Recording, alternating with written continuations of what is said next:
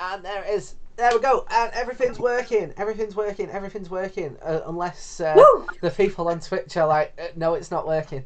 Which I would argue is more of an issue with Twitch than Yeah, it's Twitch's fault, absolutely not ours. very much so. Um, And I appreciate the fact that you said hours when actually it is. I'm the person in charge of the tech, so it's very much my incompetence. to be fair, you volunteered to be in charge of the tech, and I didn't at all. So Well, I was like quite happy to let you do it. Like I could have offered to help. I could have been a more productive bit of this side of things, and I did not. well, you know that's a conversation for 9 months ago. Gosh, is that how long we've been doing this? Uh, It might well be. yeah, it is, I think. Been a while. Yeah, mate. Like we could have had a whole human baby in the time we've been doing this. Let's Mental. thank God we haven't, because Yes, yeah, I agree. Like, yeah, I'd definitely rather have a podcast than a baby. very much so, very much so. Uh, you know, I'd rather be spending my money on something that I don't have to spend money on every single day. Yeah. Because that's the thing about children, isn't it? You've got to keep them alive every day. Right? Like they require so much like food and stuff. Yeah, you And you know, think, oh, I'm gonna buy stuff anyway, but I'm gonna buy enough stuff just for me. Like I need someone else yeah, taking all my food and using up all my loo roll and shit. yeah. How Not the one. how we as a species evolved is far beyond me. I can't believe, right, that this like the people that I see on a daily basis that just say stupid shit are part of the same species that invented like antiseptic and the wheel. Like I don't understand how human beings like I don't understand how humanity in such a primitive state Mm. invented bread. Like if I saw like a field of wheat, right, I wouldn't think to do the steps required to get as far as bread. Mm. Like, how did people invent cakes? Who was the first person to be like, I'm going to take all of this stuff and mash it together and it's going to come out good? Yeah, Like, the first time someone baked a cake, everyone else must have been going, what the fuck are you doing? Why are you wasting perfectly good food by making it slurry? And then it came out delicious. yeah. And Like, then 2,000 years later, Marie Antoinette pissing people off. How do we get there? but like, how does that thought process like happen for the first time? And also, how did it happen by a human being? Because humans are fucking idiots most Mm. of the time. Like, I don't understand how people can look at something like really easy and really obvious and need to have their hand held every step of the way, like in this day and age. Yeah, But like cave people figured out like food and shelter. Like, I yeah. think like, and they didn't have Google to help them. I think if I was a primitive human, and what I'm realizing is that I am probably one of the most primitive humans because I'm thicker than all those like old-fashioned people. Yeah. Like I probably just would have stayed wet and hungry. Like I don't know how I would have coped. Well, do you know what? Right, there's I mean, I like to travel, right? I mean, we both like to travel. I know that Hmm. you go to more exotic locations than I do, but I went to Llandudno, right? And they've got a thing Hmm. called the Great Orme, which is like the oldest. Uh, I want to say the oldest or the biggest, or maybe both. Like copper mine in Europe, and it's like, um, it's it's like as far as the human species going into the Bronze Age, like this mine was like incredibly, uh, like useful for the entirety of like human civilization.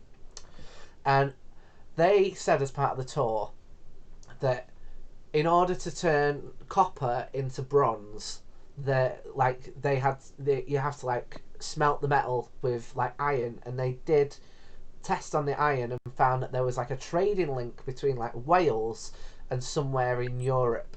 And I was like, how did that get set up on on like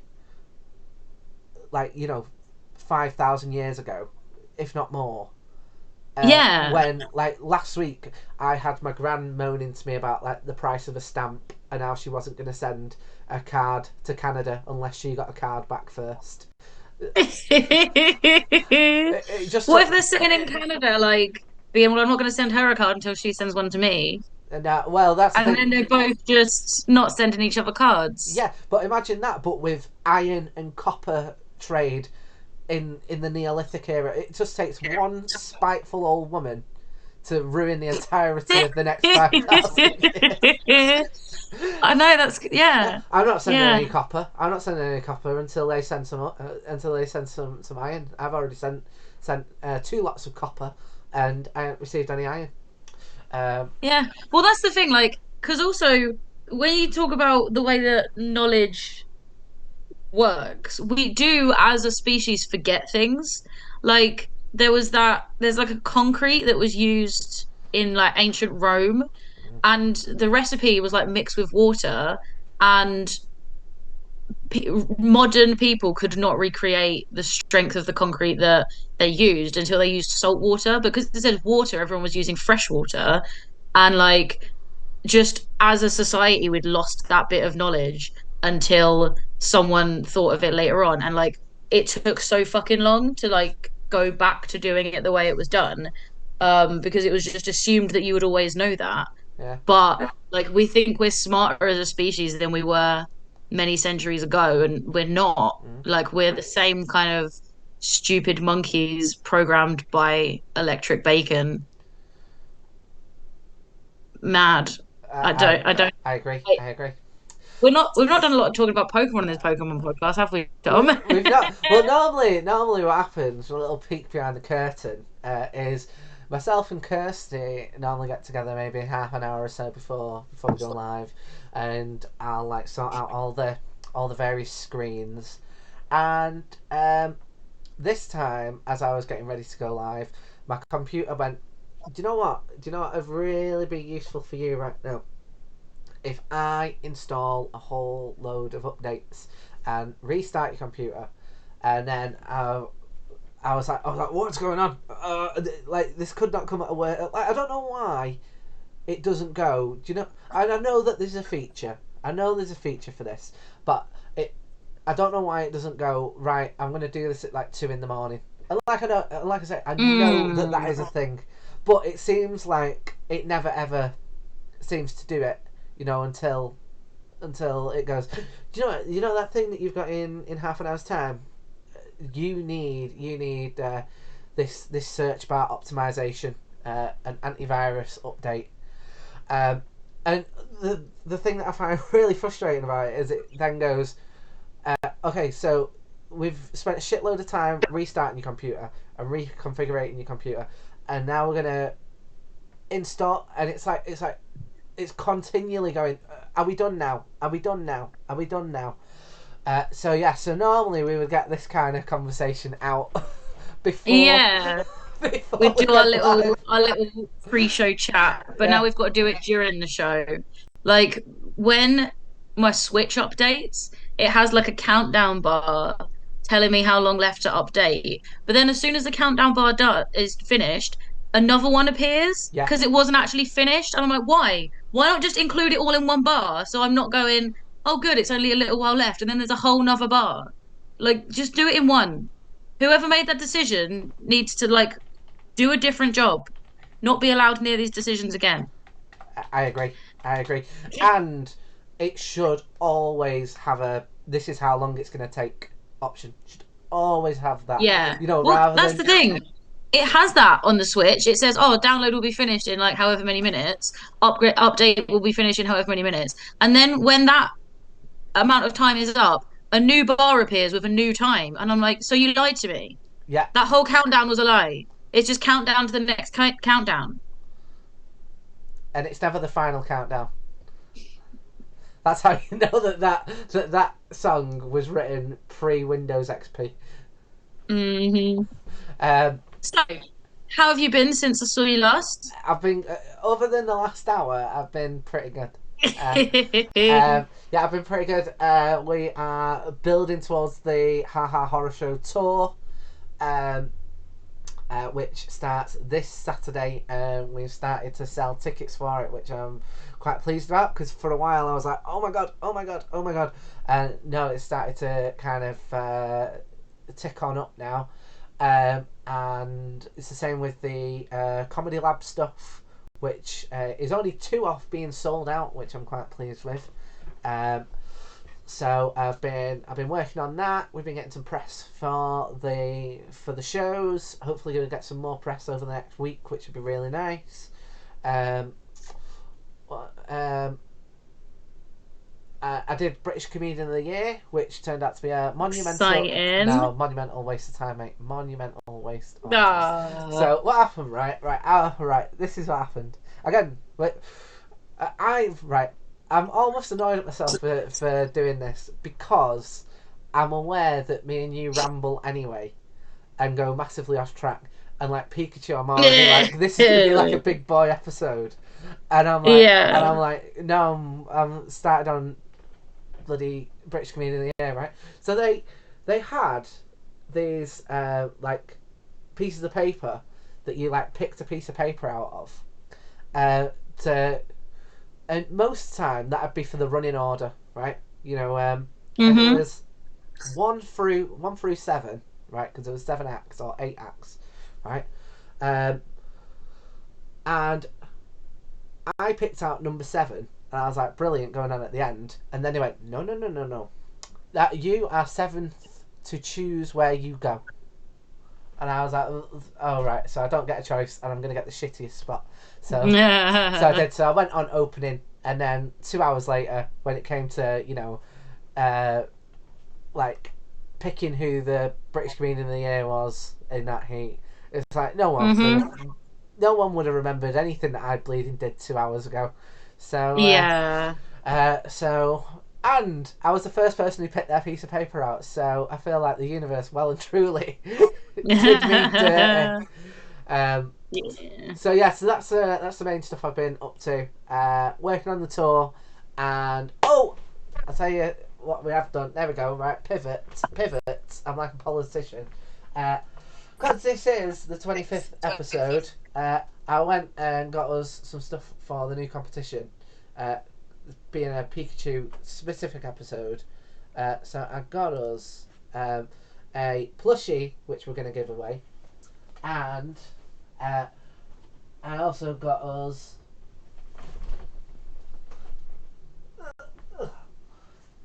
a Pikachu as well. Uh, Oh, uh, so cute. yeah, I know. So the Pikachu this time. So there was originally like the hoodie that came with the first one that we did the competition for, but this one I thought was quite nice for our competition, because if you win the Pikachu, not only do you get the Pikachu, but you also get a picture of Mimikyu.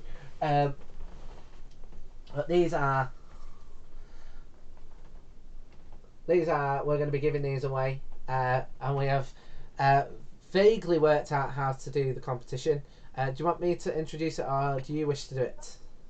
You go ahead, mate. Floor's Okay. yours. Okay, no. So what we're going to do is we're going to give these away after this episode. We're going to take some pictures of them. Although maybe this might be a nice screen grab. Kirsty, could you do a quick screen grab if possible? Um, yeah, hang on, hold really.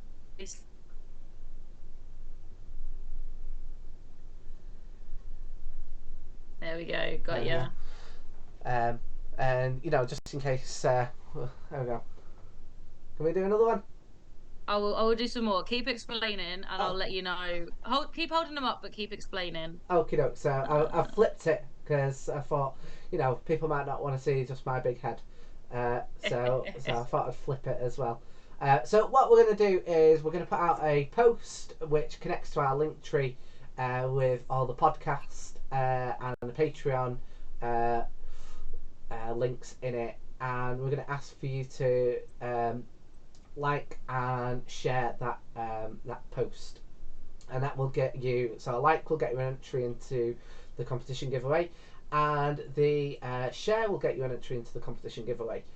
And then what we're going to do is uh, also you can get yourself another entry into the competition giveaway by doing your own post with the with maybe this image or like an image about the podcast, but have it linked to the link tree with all the details of the where you can get the podcast and where you can get the Patreon, and you can like enter that as many times as you want and get as many entries as you want. And we're going to be doing a live on the first weekend of December, probably the 3rd, where we will do the announcement of who has won each of the plushes, and could make quite a nice little Christmas present for someone who or just for yourself, because I know I personally have it for myself. I'll be I'm going to be very hard pressed to give that Mimikyu away, because it's potentially and I think it's a lot of people's favourite. Is it Gen 5? Yeah, I think so. I think my favourite Gen 5, and they come with like they've got like the voices in them, so they like make sounds, and they come with a certificate, and they've both got names in that you are like competition winners and stuff like that. So get Mimikyu was Gen 7. Oh well, then the rest of Gen 7 can get in the bin, as far as I'm concerned. Yeah. So but yeah, that's really cool. So yeah, there'll be posts between now and December. You can enter as many times as you like, as like all of the shares, all of the posts that you tag us in, and links back to our stuff. Rave, just basically rave about how good we are and tag us, and we'll enter you into a competition, and we'll do a special stream just to announce who's got it, same as we did last time with like the spinner thing. Yeah. Yeah. So that's what we're going to be doing over the next couple of weeks. It works out around about 4 or 5 weeks, so there's plenty of opportunities to get like loads of entries. So I'll tell you what, on that note, I've not asked you what have you been up to? I mean, I've been doing a lot of the same things we were doing last time. I've been doing some Blizzard admin. We've got some very cool shows coming up. We've tickets for our November show are now live with the brilliant Paul Mayhew headlining and Ben Hodge hosting. I did tell you before we're doing previews with Maxine Wade and Chris Cantrill. That's next Monday. And there's still tickets available for all of those shows. I'll put a link to the Blizzard ticket page, and if you want to go to any of those shows, you can book one there. That's been pretty cool. Yeah. I've been in studio doing some more recording for our EP. Oh, that's so good. I thought my bit was good for the most part, and then I knew we had to redo some of them, and I get there and Dan's like, I might have rewritten your parts a fair bit, so I'm like learning them as I'm recording them. So that's a fucking wild ride. But I've got one more batch of recording to do this month. No, next month, beginning of next month. There's not enough of this month left. And then I think I'll be done. And Dan can get to mixing it, and I'll start the proper promo plan for that, because I've got like a plan, but I haven't really it's not been set into motion yet. But if anyone wants to go hype up my band, I'll pop a link to our link tree in the chat if anyone wants to like get on the ground floor before I start doing things to really hassle you into liking us.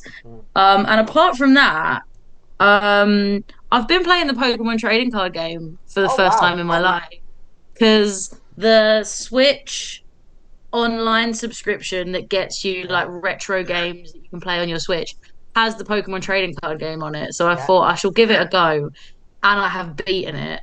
And I'm feeling pretty proud. And I think I have some. I feel like I'm really glad I didn't know the rules as a child because I would have been insufferable. I would have got so into it. Mm, Um, and I think all of a sudden it makes sense why gym leaders have one type of Pokemon because it's like, well, someone just comes in with a different type, or like if you've got a team with diverse types, you're gonna rinse everyone because everyone's focusing on one stupid thing.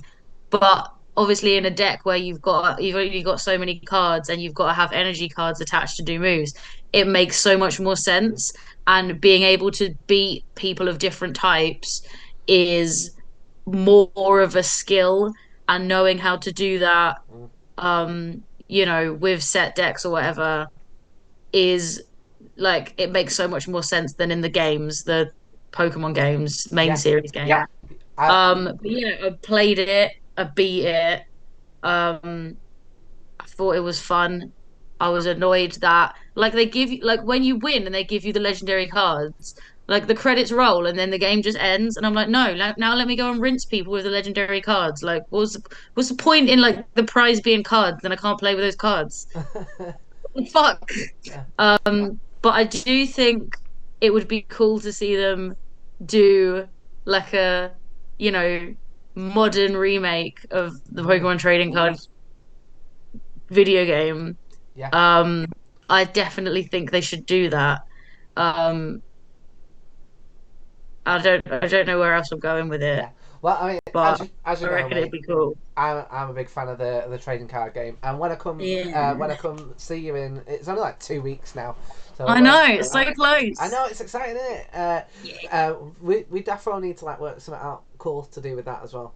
Um, but um, I'll bring some decks with me. And yeah, I love the trading card game. I don't know if you know this, but there is a sequel to the Pokemon trading card game, which was only released in Japan, but you can download the mod for it, which has got all Ooh. the English translations on it. And I want to say that might be the Team Rocket deck, or potentially it. Ooh.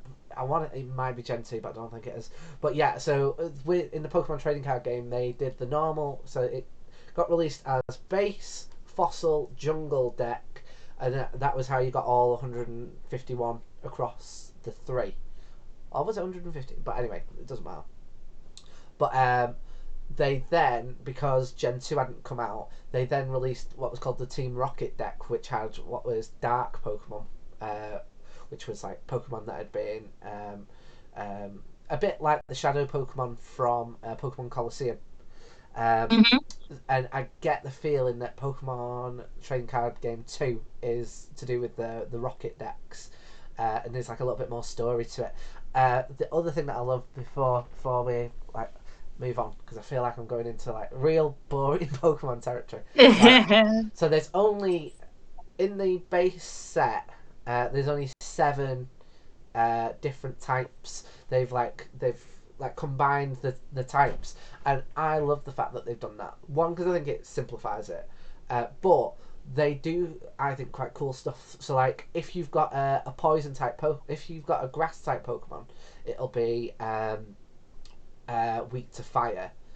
But if you have got a poison type Pokemon, um, it'll be weak to psychic, and they would both be what would be under the grass Yeah. label. Um, so I think it can lead to like really cool kind of like type combinations in terms of like what you say when you take on different gym teams. You can still have the same. You could still have a grass type, um, but it would be poison, which would mean that it would be. So you could take on say a fire type with your grass deck, Yeah. but just use your poison cards because they won't get affected Mm. by the fire type. And yeah, I love stuff like that. I think it's so cool. Yeah. It did take some getting used to, um, because like I obviously think of flying type as being super effective against fighting type, but they've combined rock, ground, and fighting, Yeah, which means like the fighting decks, when you're like, oh, this is fighting deck, so cool, I'll go in with like a bunch of bird Pokemon, and everyone's got Onyxes and Gravelers and shit, and it's like, all right, I can't do anything with this. This is useless. Because sometimes the language is a little bit ambiguous if you're used to the way they structured things in the main series games. But otherwise, like, you get used to it eventually and you figure it out. I didn't know if you could switch your deck around between the champions. So I ended up using like a psychic fighting combo deck just Mm. because that had like the fewest weaknesses. But, and this is relevant to the actual topic of today's show, 40 minutes into the actual episode. Um, I did really enjoy having a Pikachu deck because Pikachu is overpowered in Mm. the trading card game. Like having a simple move that like attacks Pokemon on the bench as well as uh the main one. Like once I got like a solid Pikachu up, I just rinsed out all of the Pokemon that were on the bench waiting to be put in that like weren't powered up enough yet to properly start. And it just made every game so easy, apart from the rock fighting decks where like sometimes it was rock types that wouldn't be affected by Pikachu. But then I had an Articuno, uh, which I got really early game. I was like, this should not be this easy to get legendary cards. And that had Blizzard, which impacted all of the ones on the opponent's bench. So like I I basically like I actually thought about strategy more than I ever have in Mm. the main series games. But then my approach was still very much how much damage can I do in one go, Mm. um, which was fun. Well, I am very excited that you have entered into the world of the trading card game. It is very much a vast blue ocean of rinsing your wallet for cool Yeah. cards. But like I say, when I come see you, I'll bring a couple of decks and hopefully you'll enjoy that. But you have done a nice little segue. Uh, this is the Pikachu episode. And I've got my drawing. I can do mine. Do you want to do yours? You go ahead. You go Okay, no. ahead. Now this here, I personally think might be the first one that I did. So I feel like I've got a distinctive art style, right? Which some might describe as not very good, but potentially, um, because of how kind of how I don't know, maybe what's the word I'm looking for? Like because of how like iconic Pikachu is. As I was doing it, I was like, this feels like a an actual choice. Like I felt like it felt like an artistic choice that I was doing it, like Okay. in felt pens, and it was all Hmm. kind of like scribbled and stuff. So this is what I went for. Okay. I Um, like it. so I went for this. I stuck Ash's hat in there because I feel like he's gonna get mentioned a lot. Um, Yep. I put this down here, the Pokeball, because I feel like he is emblematic of the series. Mm-hmm. I put this over here because he is number 25, and this is our 25. Oh, as we've just had in the chat, yeah, I went for a fat Pikachu. Mm-hmm. I don't know how much that was influenced by the fact that I'd been to Build-A-Bear, and it's like you Yeah. couldn't do a thin Pikachu, could you, at Build-A-Bear?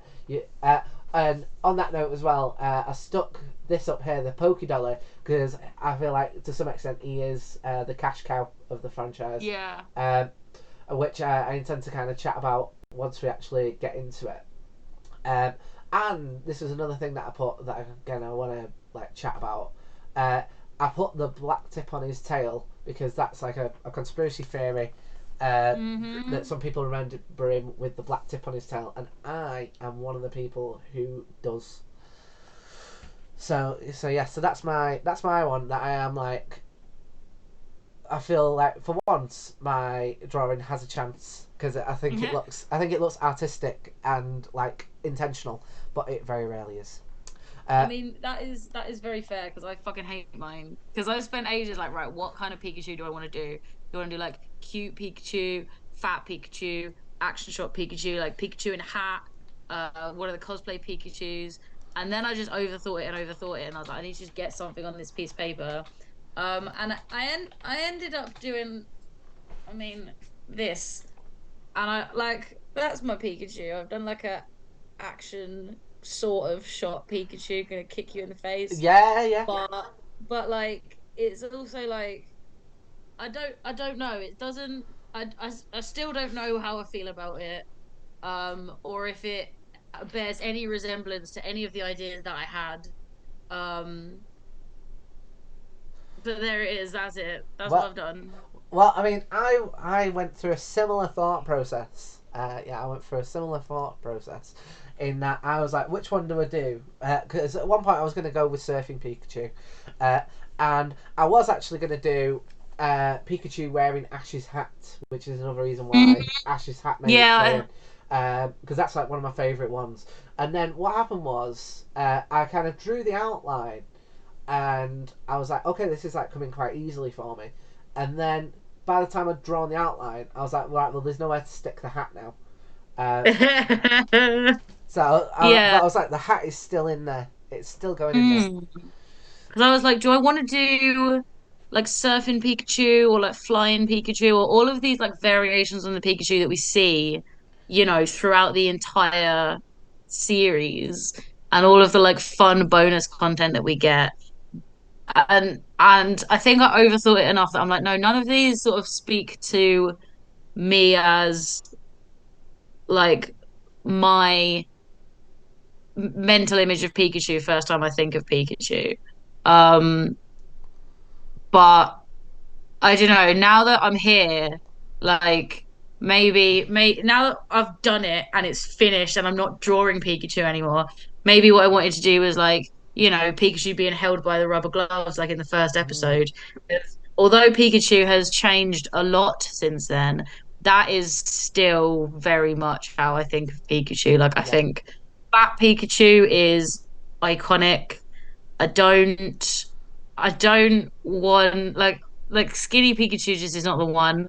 Like I like it as a little fatty. yeah, I like all of the little fatties to be honest. yeah. Um yeah. Well, And I think yeah, I think I just sort of went, I've got to get something on the fucking page. yeah. Well, that's one of the things I considered doing as well. Another iconic moment that I feel like we'll probably mention in the actual episode. I was gonna do Stone Ash from the movie, and he's like crying. Crying Pikachu. Yeah, I was thinking about doing that, and I was also like, what about the one with the blue eyes? Like, there was loads of options. But yes, I'll tell you what. On that note, should we head on into the main episode? Yeah, For let's get rolling. yeah, for So, what I imagine will be 10 hours. 10 hours of Pikachu fun facts. Yes, that's um basically going to be it. Along with some rambling, which may include, you know, 8 of those hours. yeah. Um so yeah, what's your relationship with Pikachu like, Tom? Right. So I was thinking about this. I feel like the main Pikachu I think of, and I feel like a lot of people think of, is Ash Ketchum's Pikachu. Mm-hmm.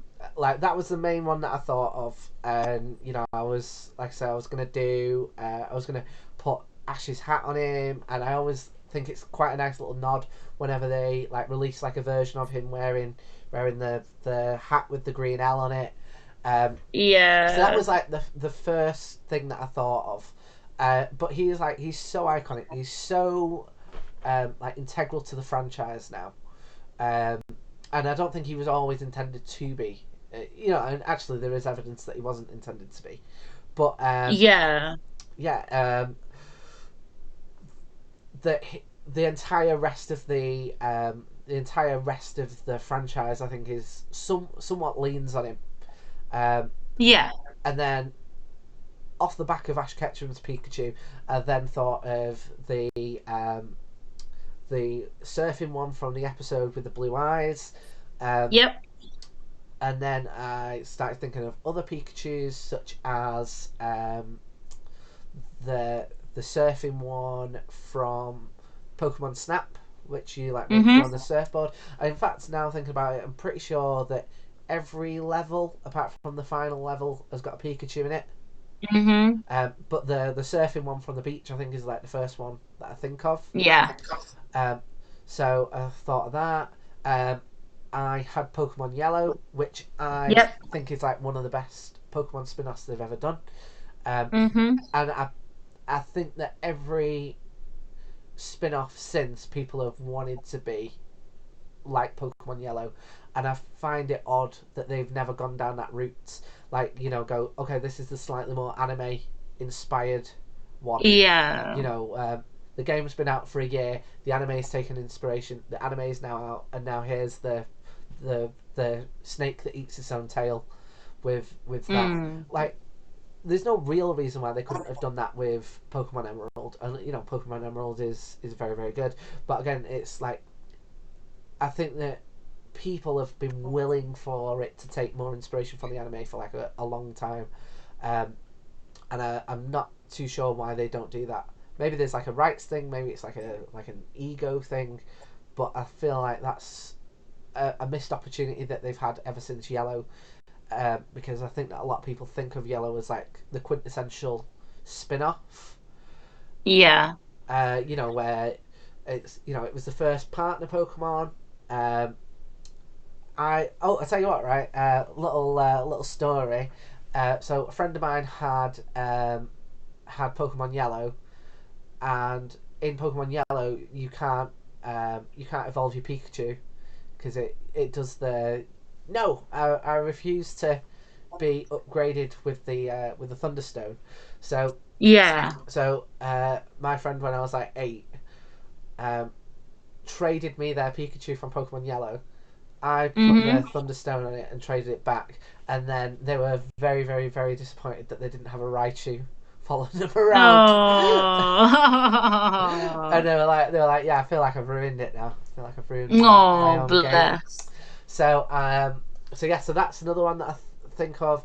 Um, it was like massive in the trading card game. So like what you said, the Pikachu in the trading card game overpowered. So not that I particularly considered it at the time, but I have had like most of the Pikachu Pokemon trading card game versions of the early sets.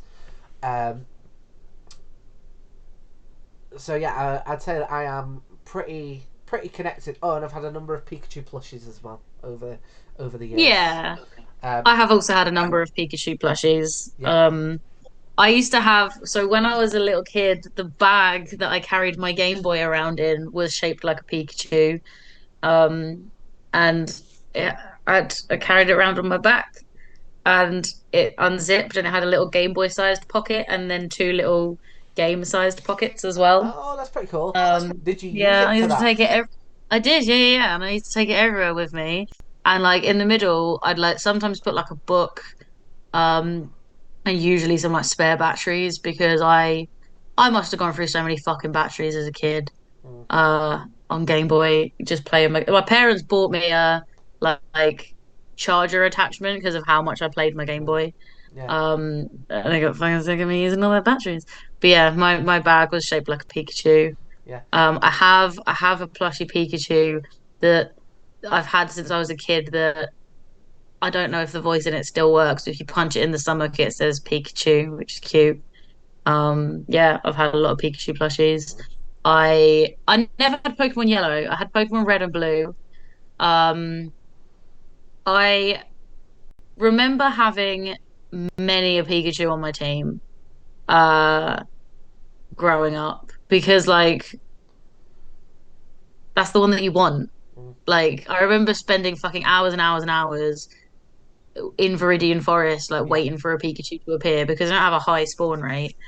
Um, and finally getting one and being really excited about it. Mm, Um, and I mean, I, like then like I definitely don't know how I got especially far with a Pikachu on my team because now they are like overpowered because everyone wants to use one, but they don't have great stats and you can't play in the games with the kind of strategy that Ash had in the show where like, he was like, oh, you can use speed-based moves because you're smaller against Lieutenant Surge's Raichu. Fine, except you can't emulate that in the games quite as well. Like you can just use quick attack a whole bunch at that point if you're trying to do the same thing. Um, but I did have a lot of Pikachus that I didn't bother to evolve because I wanted it to be like in the show. I don't know how far they really got me. Um, although I actually like I got Let's Go Eevee instead of Let's Go Pikachu because I was like, well, let's do something different. I've not really used an Eevee on my team. So when that generation came out, well, that remake came out, I got Let's Go Eevee rather than Let's Go Pikachu. And uh there's you can catch regular Pikachu in the game. And but so all of the Kanto based Pokemon, as you go around the region, you meet people who will trade the alternate forms from other regions with you. So you can get like a Alolan Rattata, for instance. And I got an Alolan Raichu, Mm. and that was like the first time I ever had a Raichu on my team. And he was a beast. He was an absolute beast. Like like psychic and electric beast. I loved him. And yeah, I would 10 out of 10 use that Raichu again. Alolan Raichu is fantastic. Mm. But yeah, I never really bothered to evolve my Pikachu apart from to have it in the Pokedex. Yeah. Um, so yeah, I did play with Pikachu a lot more than Raichu. Yeah. Um, Yeah, that's part of the thing, isn't it? I get the feeling that when they decided to do a Alolan Raichu, they were like, right, well, if we're going to do an alternative form for Pikachu, like, we need to make it absolutely an absolute powerhouse, because mm, otherwise, like, why would anyone want it? And that's again about how popular Pikachu is, and yeah. how big they've become. Um, you telling that story, it reminded me of. So I also had a Pikachu that I caught in Viridian Forest, and I remember I must have been like aware of it, that I was like, oh, this is Pikachu. I know what this is. Because I got into my way that I got into it was trading card game, and then the game, and then the TV show, like in that order. But Hmm. like Pikachu must have been big enough that I was able to go, okay, I know what this is, and it's like it's meant to be pretty decent. Um, and whenever I get a electric type, it always makes me think, um, okay, this electric type's going to have to be decent, because otherwise, why would anyone pick this over a Pikachu? Yeah. And I think there are some very cool electric types, even in the early generations. I think Electabuzz is cool as hell, Mm. but you don't get it until so late in the game because it's only in the power plant. And yeah, other like because Pikachu you obviously get in Viridian Forest, so it's like the first one. And once you've got it, like that's a solid type to have on your team. Like it won't be any good against the first gym, but the second gym it will certainly help you out if you've not got grass type. Mm. Um, but then otherwise, I think you've got to wait until like Voltorb, which is past Cerulean City. Mm. Um, because it's in that bit before Rock Tunnel where the power plant sort of is. Yeah. So if you want a good electric type, like Pikachu's your best bet if you want one early game. Mm. Although over the years I've used a lot of other electric types. Like I actually really like Galvantula, the electric bug type, the Mm. big spider one. Yeah. I had one of those on my team that I didn't expect to be on my team. I think Shinx is Yeah. a really good kind of Pikachu alternative. Yeah. You get it quite early game, and it's one of the few Pokemons with three level up evolutions, which, as we figured out before, are not all that common. It's Yeah. usually just starters, one early game, and then a couple of end game. Yeah. Um, and also I think right, this is a different thing, but I think Luxray should be electric and dark and not just electric Agreed. because I mean he had it. Looks cool Um, as well. yeah, and it's like I want stab on all of the dark type moves that it learns, please. But yeah, I've used a lot of Luxrays. Yeah. Like since like I want to say since I stopped being a child, but we all know I'm still a child. Like I haven't had a lot of Pikachu on my team. I don't go out of my way to find them like I did when I was a kid.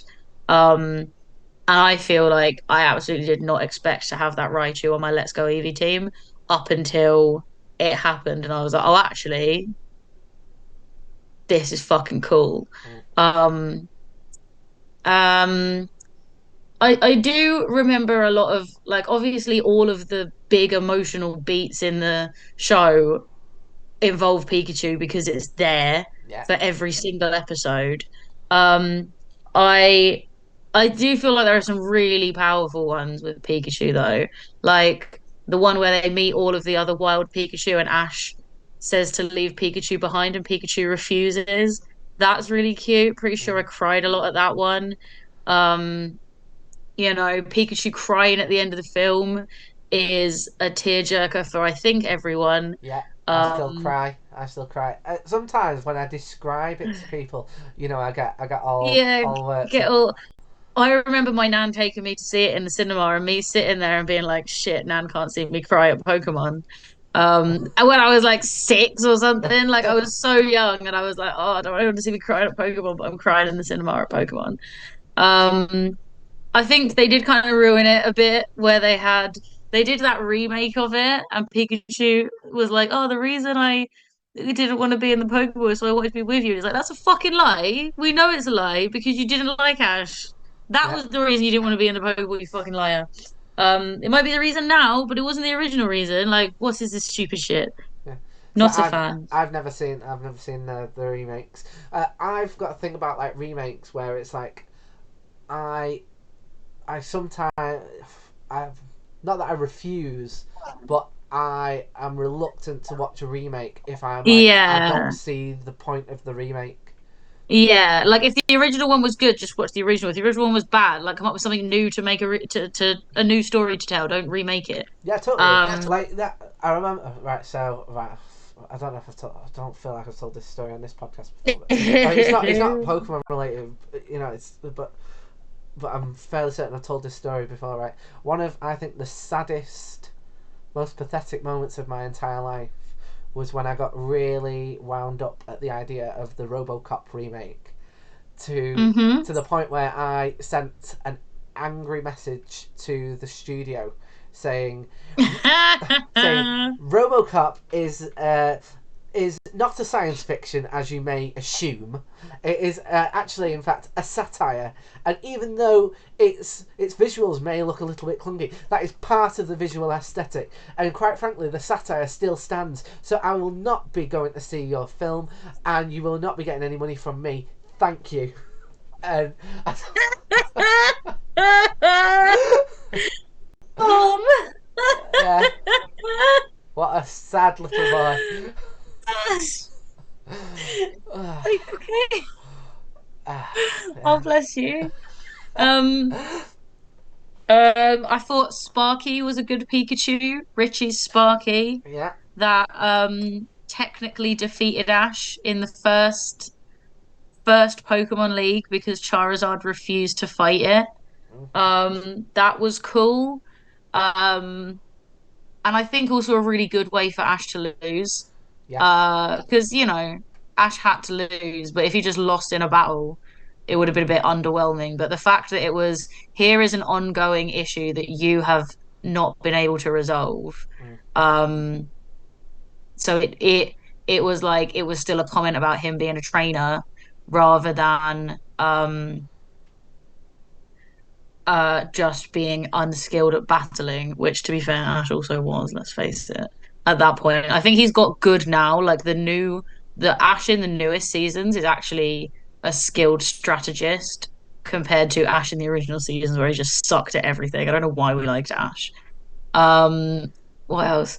I liked Pikachu's backstory episode, which is in one of the newer seasons as well. Like they give Pikachu a backstory where it's a Pichu Mm. and like it gets separated from like the other Pikachu, um, and it like gets adopted by a Kangaskhan, and the love it feels when it's with the Kangaskhan family.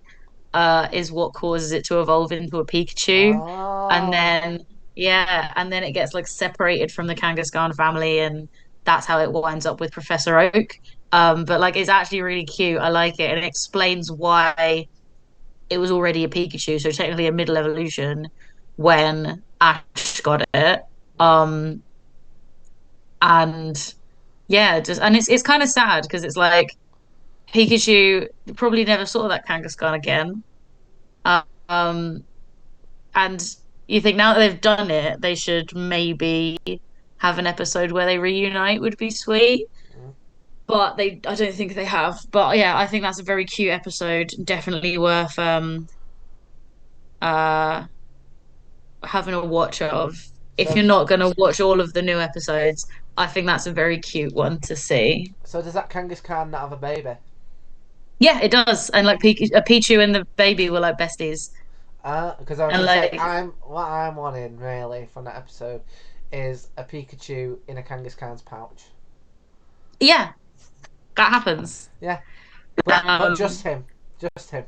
I don't need to see no other baby Kangaskhan. Don't need that.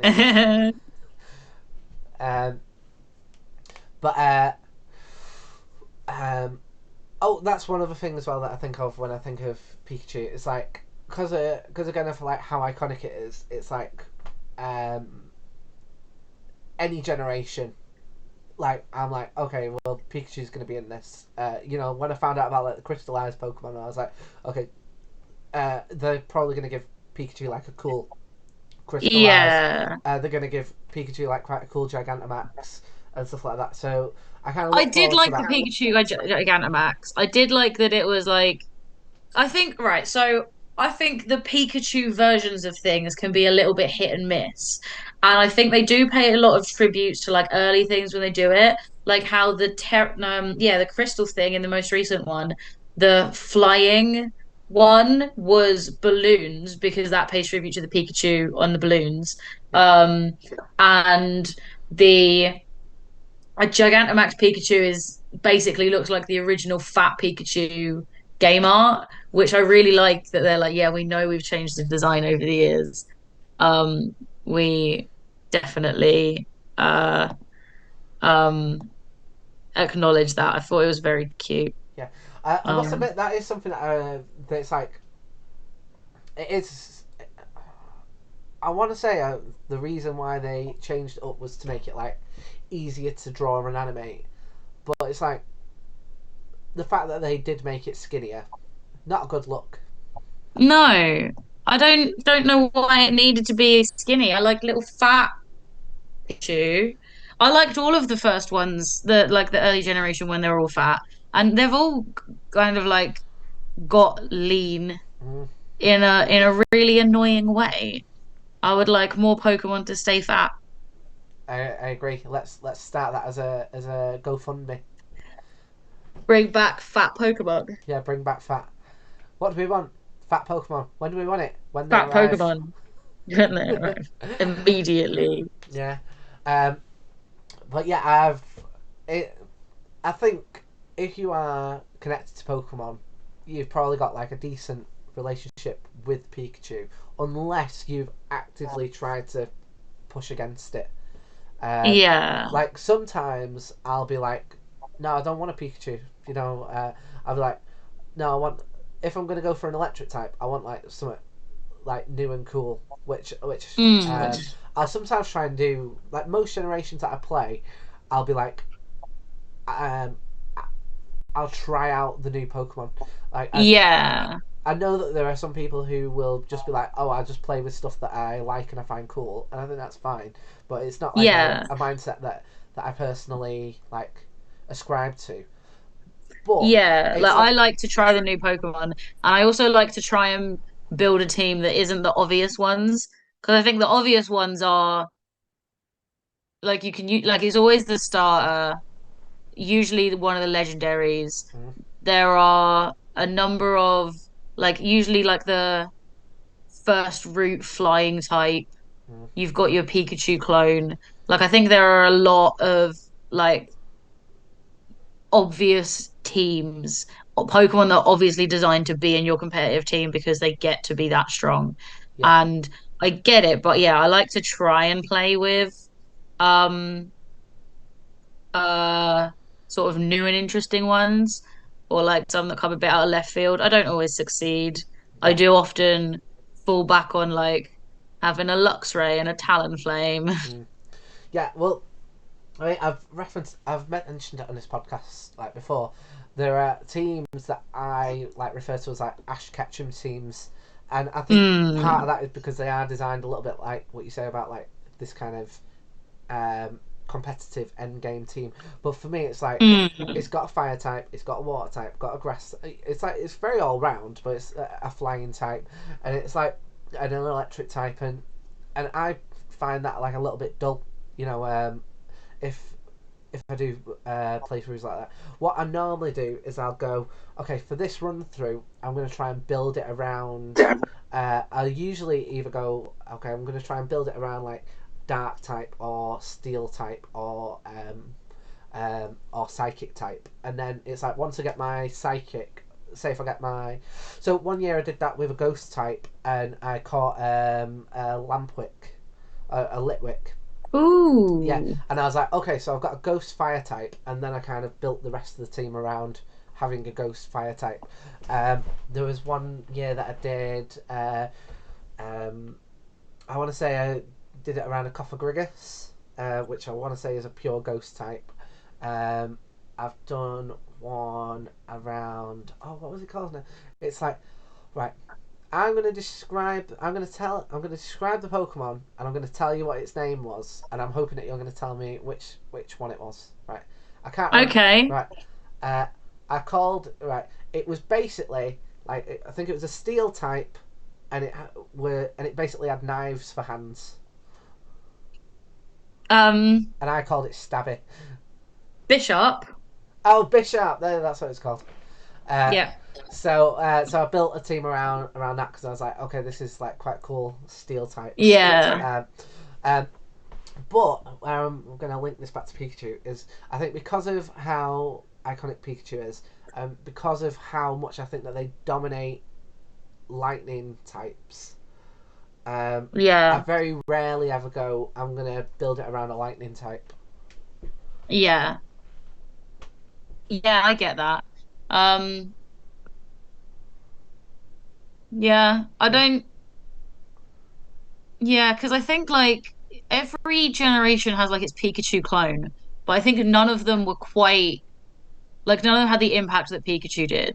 yeah. Like, so generation two was technically Marill because like it was so similar to Fat Pikachu Mm, that when the artwork was leaked, people called it Pika Blue, which was yeah. cute. Um, I think the Pikachu shiny sucks. It should have been blue. I think and like Plusle and Minun were fucking terrible. I Yeah. hated Rubbish. them. Rubbish. I get that they were designed for use in double battles, which was introduced for the first time in that generation, but I fucking hated them. Um, Togedemaru, okay. Dedenne, okay. Like they're all, I think that Emolga was, I I've, think, better. I've, Mimikyu is like one of the best ones. I think Emolga was better because it was part flying type, but apart from that, it doesn't really stand out. yeah. I think Mimikyu stands out because it's not actually an electric type. It's dark and fairy.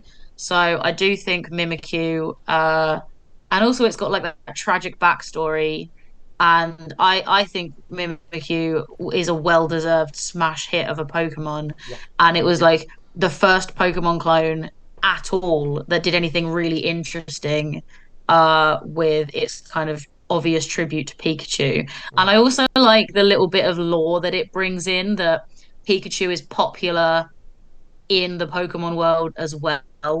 It's not just popular uh in the real world, like within the world of Pokemon, Pikachu is like a popular one just because it's cute. yeah. I like that. Yeah, I mean, like, Yeah. there's loads of Mimikyu. That was one of the reasons why I got Mimikyu for the competition. That Yeah. I think I agree. I think it's the best Pikachu tribute that we've ever got. Mm. Like more so than even Pichu, which I think. Yeah. I didn't really like Pichu. I feel like like now, obviously, I don't mind it so much, but I do feel like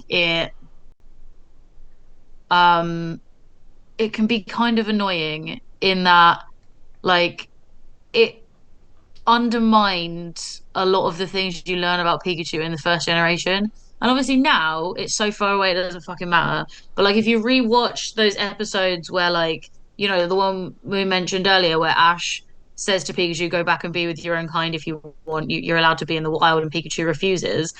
They meet a colony of Pikachu and there's no Pichu there. There are baby Pikachu there and no Pichu. And it's like, oh, so they know Mm. that Pichu was gonna because like there are some Pokemon um like I think if you breed a Snorlax, you only get a Munchlax if a Snorlax is holding the correct item. Otherwise, you'll have a baby Snorlax. They could have made that the mechanic that gets a baby Pichu, and they chose not to, Mm. and that would have meant it didn't retcon a bunch of shit. Mm. Um, Yeah. Well, I feel like what they do is they go, okay, what we're going to introduce this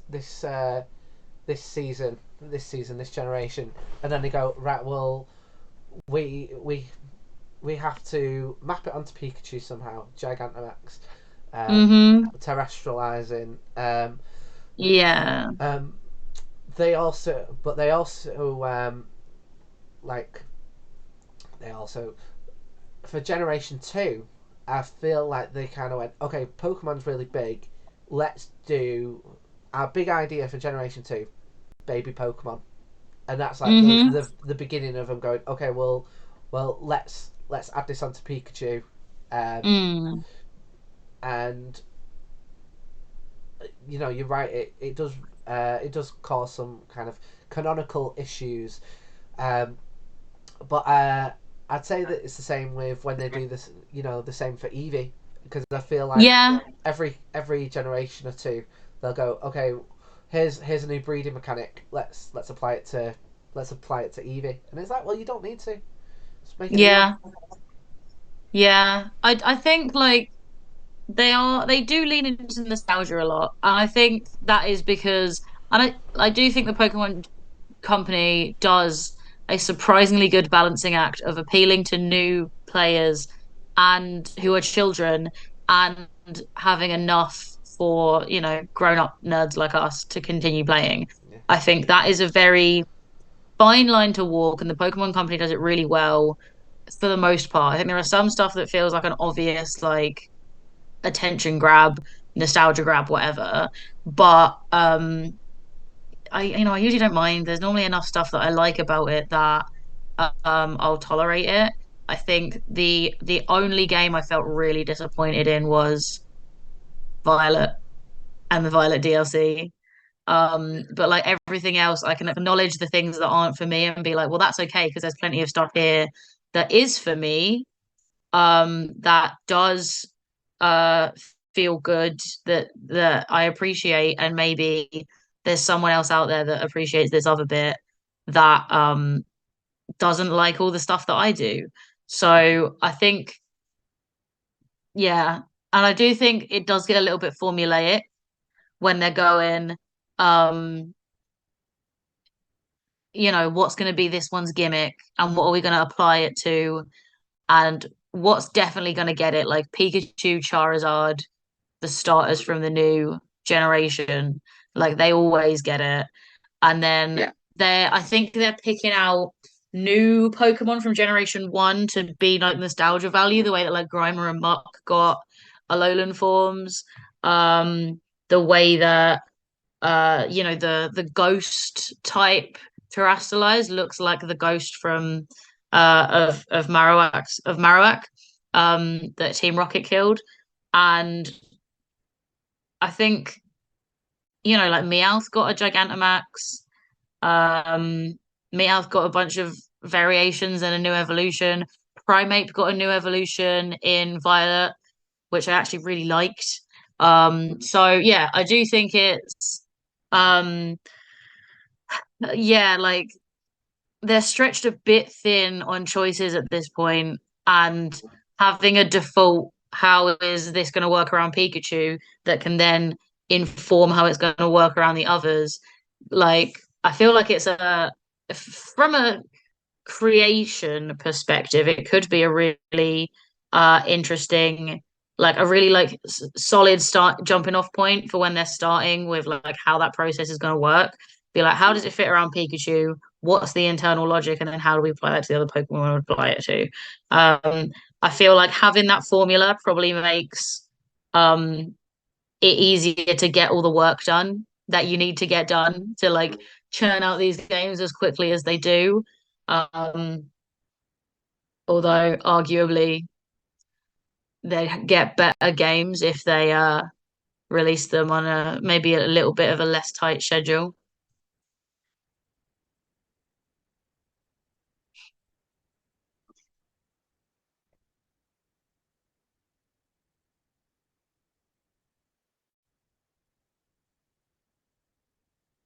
Mm-hmm.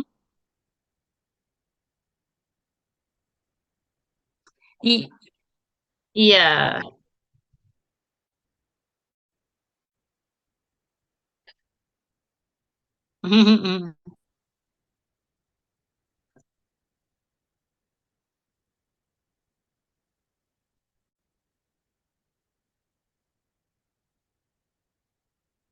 You're right.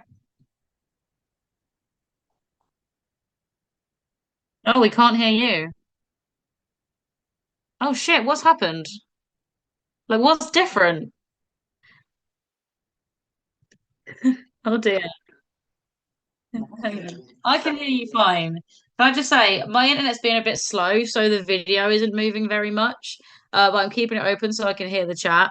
And it has frozen on like, you know, when you get like talking face, um, on just this fantastic talking face. I know everyone in the chat, so I'm just gonna send it to everyone because it's really funny. This is the talking face that it's frozen on. I hope you all enjoy it.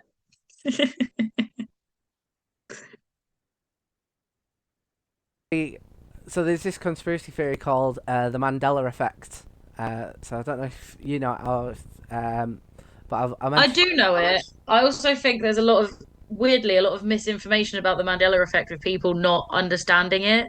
Like, because some things that get attributed to the Mandela effect are actually just people being fucking stupid. And so, like, because the original, like, it's called the Mandela effect because a bunch of people thought Nelson Mandela had died, and they vividly remember it being announced on the news, and it was not announced on the news because at the time he was not dead, Mm, right? And that's where it gets the name from. And it's like it's about a sense of like mass, um, you know, mass misremembering of something. And usually it can be, some people have sort of a glitch in the matrix approach to it, mm, uh, thinking it's, evidence we live in a simulation and like things are, not quite lining up properly. More often, I genuinely think it is just like the brain only, like, people are only so different. The brain processes information, sometimes it processes it wrong, and it doesn't come as a surprise that you can process things incorrectly in the same way as someone else. mm, I don't think it goes that deep. And the amount of people who are like, oh, I think it's just um the amount of people who like talk about examples of the Mandela effect. It's like, no, that's just a time that you didn't know something, right? That's not the Mandela effect. That is just you were wrong. This is not one of them, I don't think. I think there is probably like legitimate, there is a reason out there somewhere that is probably to do with, yeah, one of the things I said before, like um an early design option that didn't get used, where Pikachu's tail was dark at the top instead of dark at the bottom, or something like that. mm. Um, Well, I mean, I feel a little bit like, do you know the episode of The Simpsons where Milhouse yeah, is like, do you remember that time that you killed my goldfish and then told me I never had yeah, a goldfish? Well, why did I have the bowl?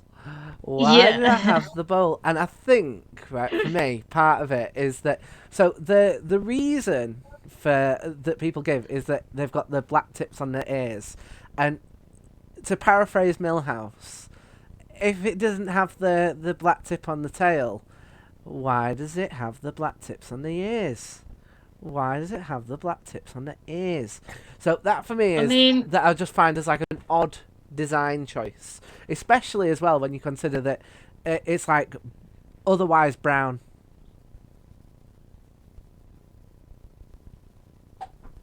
yeah, Yeah, I don't, I don't think so. Like, I think it's fine. Um, like the ear tips were apparently part of the original design from the very beginning, and it was the brown that was added later. And the reason the brown was added later was because apparently Pikachu looked really boring from the back, and the back of the sprite was always going to be visible when you used it in battle. So they just slapped some stripes on, and the black looked too heavy. But the mm, black ear tips were originally part of the design before Pikachu was even a mouse. yeah. Originally, it was going to be like a dessert. What? What? Yeah. Are you being? Well, I Um, never knew this. I never knew. Go on. I must know more. I'll read for you word for word what it says. Pikachu's designer, Atsuko Nishida, revealed in an interview that this Pokemon was originally a Daifuku-like creature with ears sticking out. Its black ear tips are remnants of this original concept, and Daifuku, uh, is a type of Japanese confection of like small round mochi with a sweet filling. Wow. Usually like red bean paste. So it was supposed to be little and round with pointy ears. Like that's all it was going to be. And then they were like, oh, let's make it a mouse instead. And they kept its pointy ears. And apart from that, everything else changed. Wow. I never knew that. Hmm. Um. Well, the next thing I was gonna then say off the back of the tail thing, uh, I know that they introduced a thing where you can get the love heart shaped tail, Hmm. which I Yeah. think looks a bit lame. They gave female Pikachus a different shaped tail. It makes And me roll then my eyes. like the cosplay Pikachu does have a black tip on its tail, but they were only introduced quite late in the season. And I think it was to pay tribute to this entire thing. I think it's them acknowledging that, some people think it has a black tip on its tail. So they're like, yeah, for you, here's one with a black tip on its tail. Um, for the six, I want to say six cosplay Pikachu. Designs they have could be more, but yeah, they all have as part of their outfit uh a black tip. Ah, Yeah. well, I never knew that. Well, Yeah, but I think they were introduced, I don't know what season, like quite late. Um yeah. well, should we have a look tentatively at the Pokédex entries? And I say tentatively because I know that when we go to the next screen, everything could fall apart. Right. Yeah. So you will have to be very much in the chat, being like, you, Tom, you should have been fired as the tech person on this podcast. 10 months ago. Like for a relatively simple podcast, like it doesn't require loads compared to like Broadcast Avalanche, for instance. Um, so it like on the one hand, it didn't feel like we needed a producer to be here to do it all for us. But then on the up and my various projects have taken up quite enough of Sam's time. However, um, I do think that sometimes I'm just like, oh, if only we had the resources to have experts deal with some shit, you know?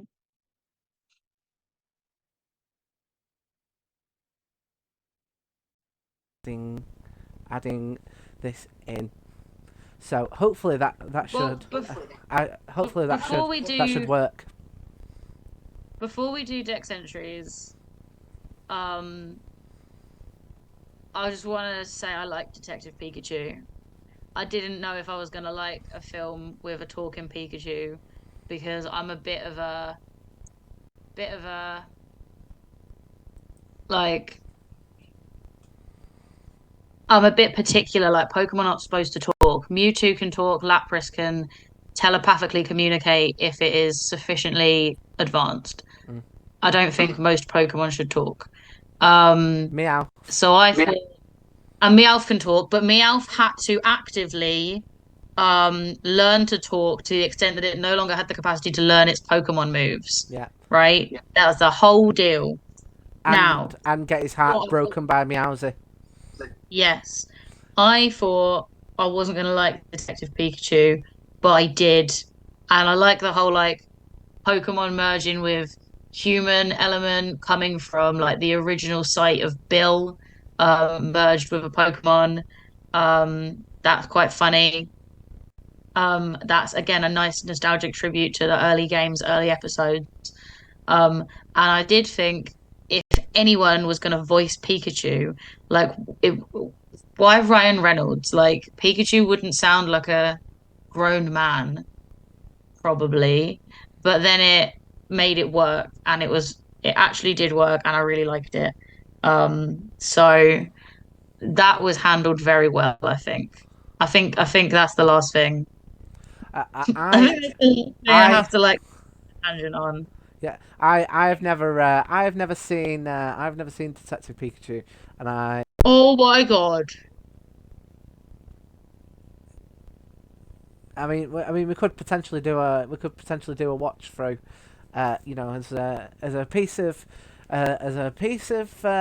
Patreon only content if we ever get round to ever having a Patreon. Yeah. Um, but yeah, I never watched Detective Pikachu, and I think It's part of the reason why was because I was similar. I was like, oh, I wouldn't have cast Ryan Reynolds, but But I think no, it did work. It did work. Um, I think it like they wrote into the plot a justification for it that did work.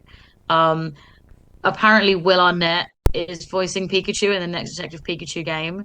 Um, and I don't know how I feel about that. I don't think I like it. I think that's a very bad choice. who would you cast?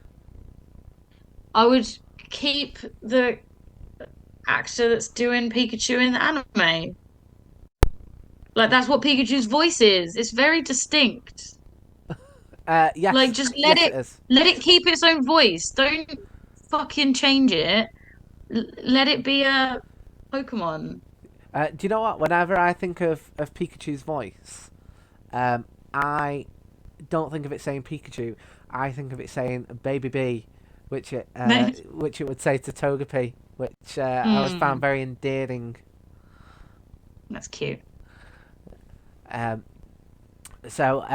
should we head on into the Dex entries tentatively? Let's let's do it. So this is the Dex entries.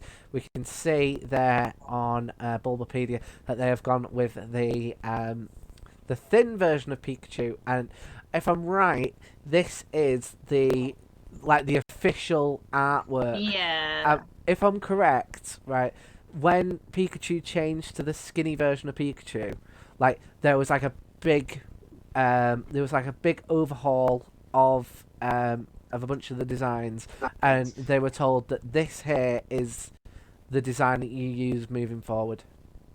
Apparently, Pikachu got skinnier because skinny Pikachu was easier to animate Yeah, but not in as the easy to action break scenes. hearts, though, is it? Yeah, I do think Fat Pikachu is and will always be the cutest. Mm. Um, so, and then we've got some of the other versions of Pikachu, including cosplay Pikachu, which I genuinely didn't know was Hmm. a thing. Before. So Yeah. what makes it cosplay? Like, how's it cosplay?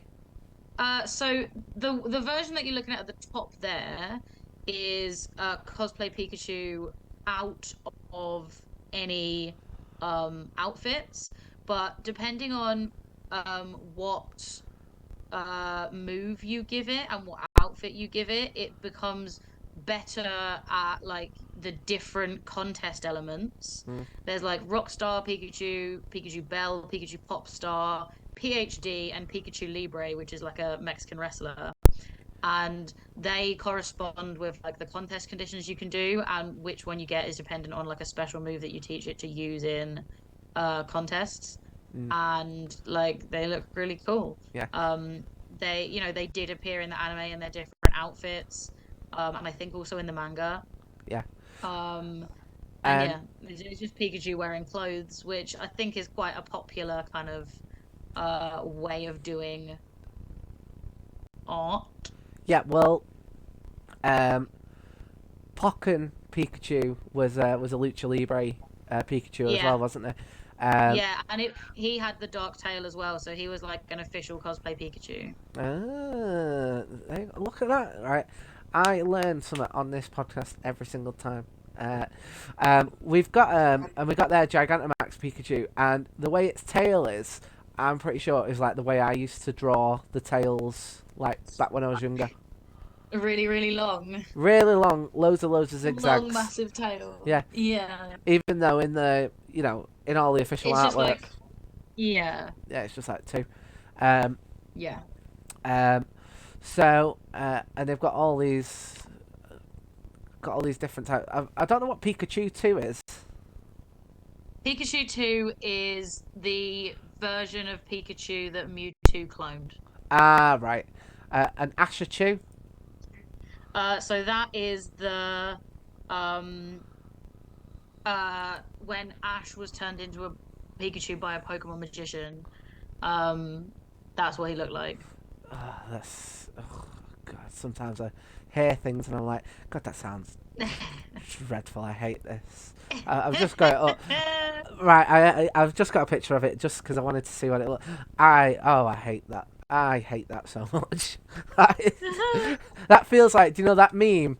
You know, it's like it's from a Family Guy thing, but it's been turned into a meme, and it's like a penguin and an elephant and Moses on the ark going, what the hell's this? Yeah. It feels like that's what this is. Yeah, basically. Yeah. Oh God, I hated that. Ash's Pikachu. Ash Ketchum with the alternative continuity introducing I Choose You. Right, here we go. Pokedex entries. Yes, Podex entries.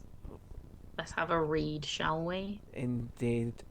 So we have got. Right. Do you know what? Right. This gives you an idea of how, like, if, for people who are watching this, like, how massively like influential Pikachu is. Like, I've never had to scroll down this much or select Yeah, a it's different. enormous, isn't Yeah, it? like or a different Pokedex, and like I've never like because I just clicked onto Pokedex entry and I was like, oh, that doesn't look right. And I only know that because we've been through these like so much now. Um, Yeah. but it's we've got the manga there. Something that I want to chat about as well. Um, is that Pikachu wasn't meant to be Ash's Pokemon at first. It was meant to be Clefairy. Clefairy. Yeah. Yep. And then they thought having a pink main character might put off boys, which I think is a shit reason. I think Pikachu is a better mascot than Clefairy would have been, but I think that's a terrible reason. Yeah. Well, apparently Like that's quite boys common. won't watch That something pink. yeah. Apparently that is quite common. That it's yellow is viewed as a color that like both will like.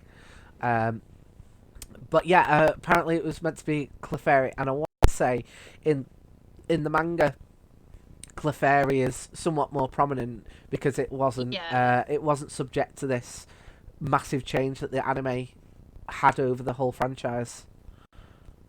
Yeah. Yeah. I definitely get that. Okay, so let's go through the dex entries, which I'm expecting for us to be here for 100 years. Uh, Yeah. Because right, I'm gonna say this before we go into it. Right, I I will be shocked if they are like lazy cutting and pasting this. Yeah.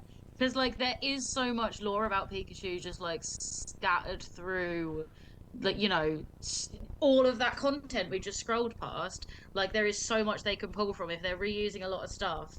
I think it just shows like, they're a bit fucking pushed for time. Mm. Um So here we go. It already teasing us that with the untranslated entry for red and green. So mhm. we're gonna get that a little bit later on when we read about Pokemon Fire and Red. But we've got when several of these Pokemon gather, their electricity could build and cause lightning storms, which I want to say they used that in the anime.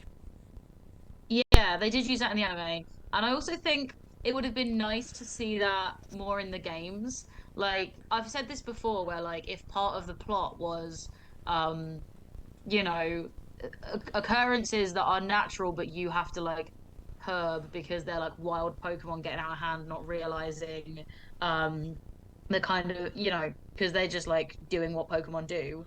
I think if this sort of thing, had more of a role in the games, it would be just very cool. Yeah, totally. Like Um, that'd be so sick if, like, I mean, I've not done, as you know, I skipped from Generation 5 through to 8. Um, so I missed the what are the battles where it's like 6 Pokemon. yeah. Like like I've never done one of those. I don't know. Does having a whole bunch of Pikachu like change the sky color? That'd be cool. And if you have like a battle with lots of Pikachu in, if it like, generated a storm, um, that'd be a really fun mechanic. Um, and I think there, especially as the games get more complex, there are ways they can introduce this sort of thing. Yeah, That I would like to see, yeah. but I don't So, know if I ever will. so I'm somewhat jumping ahead, right?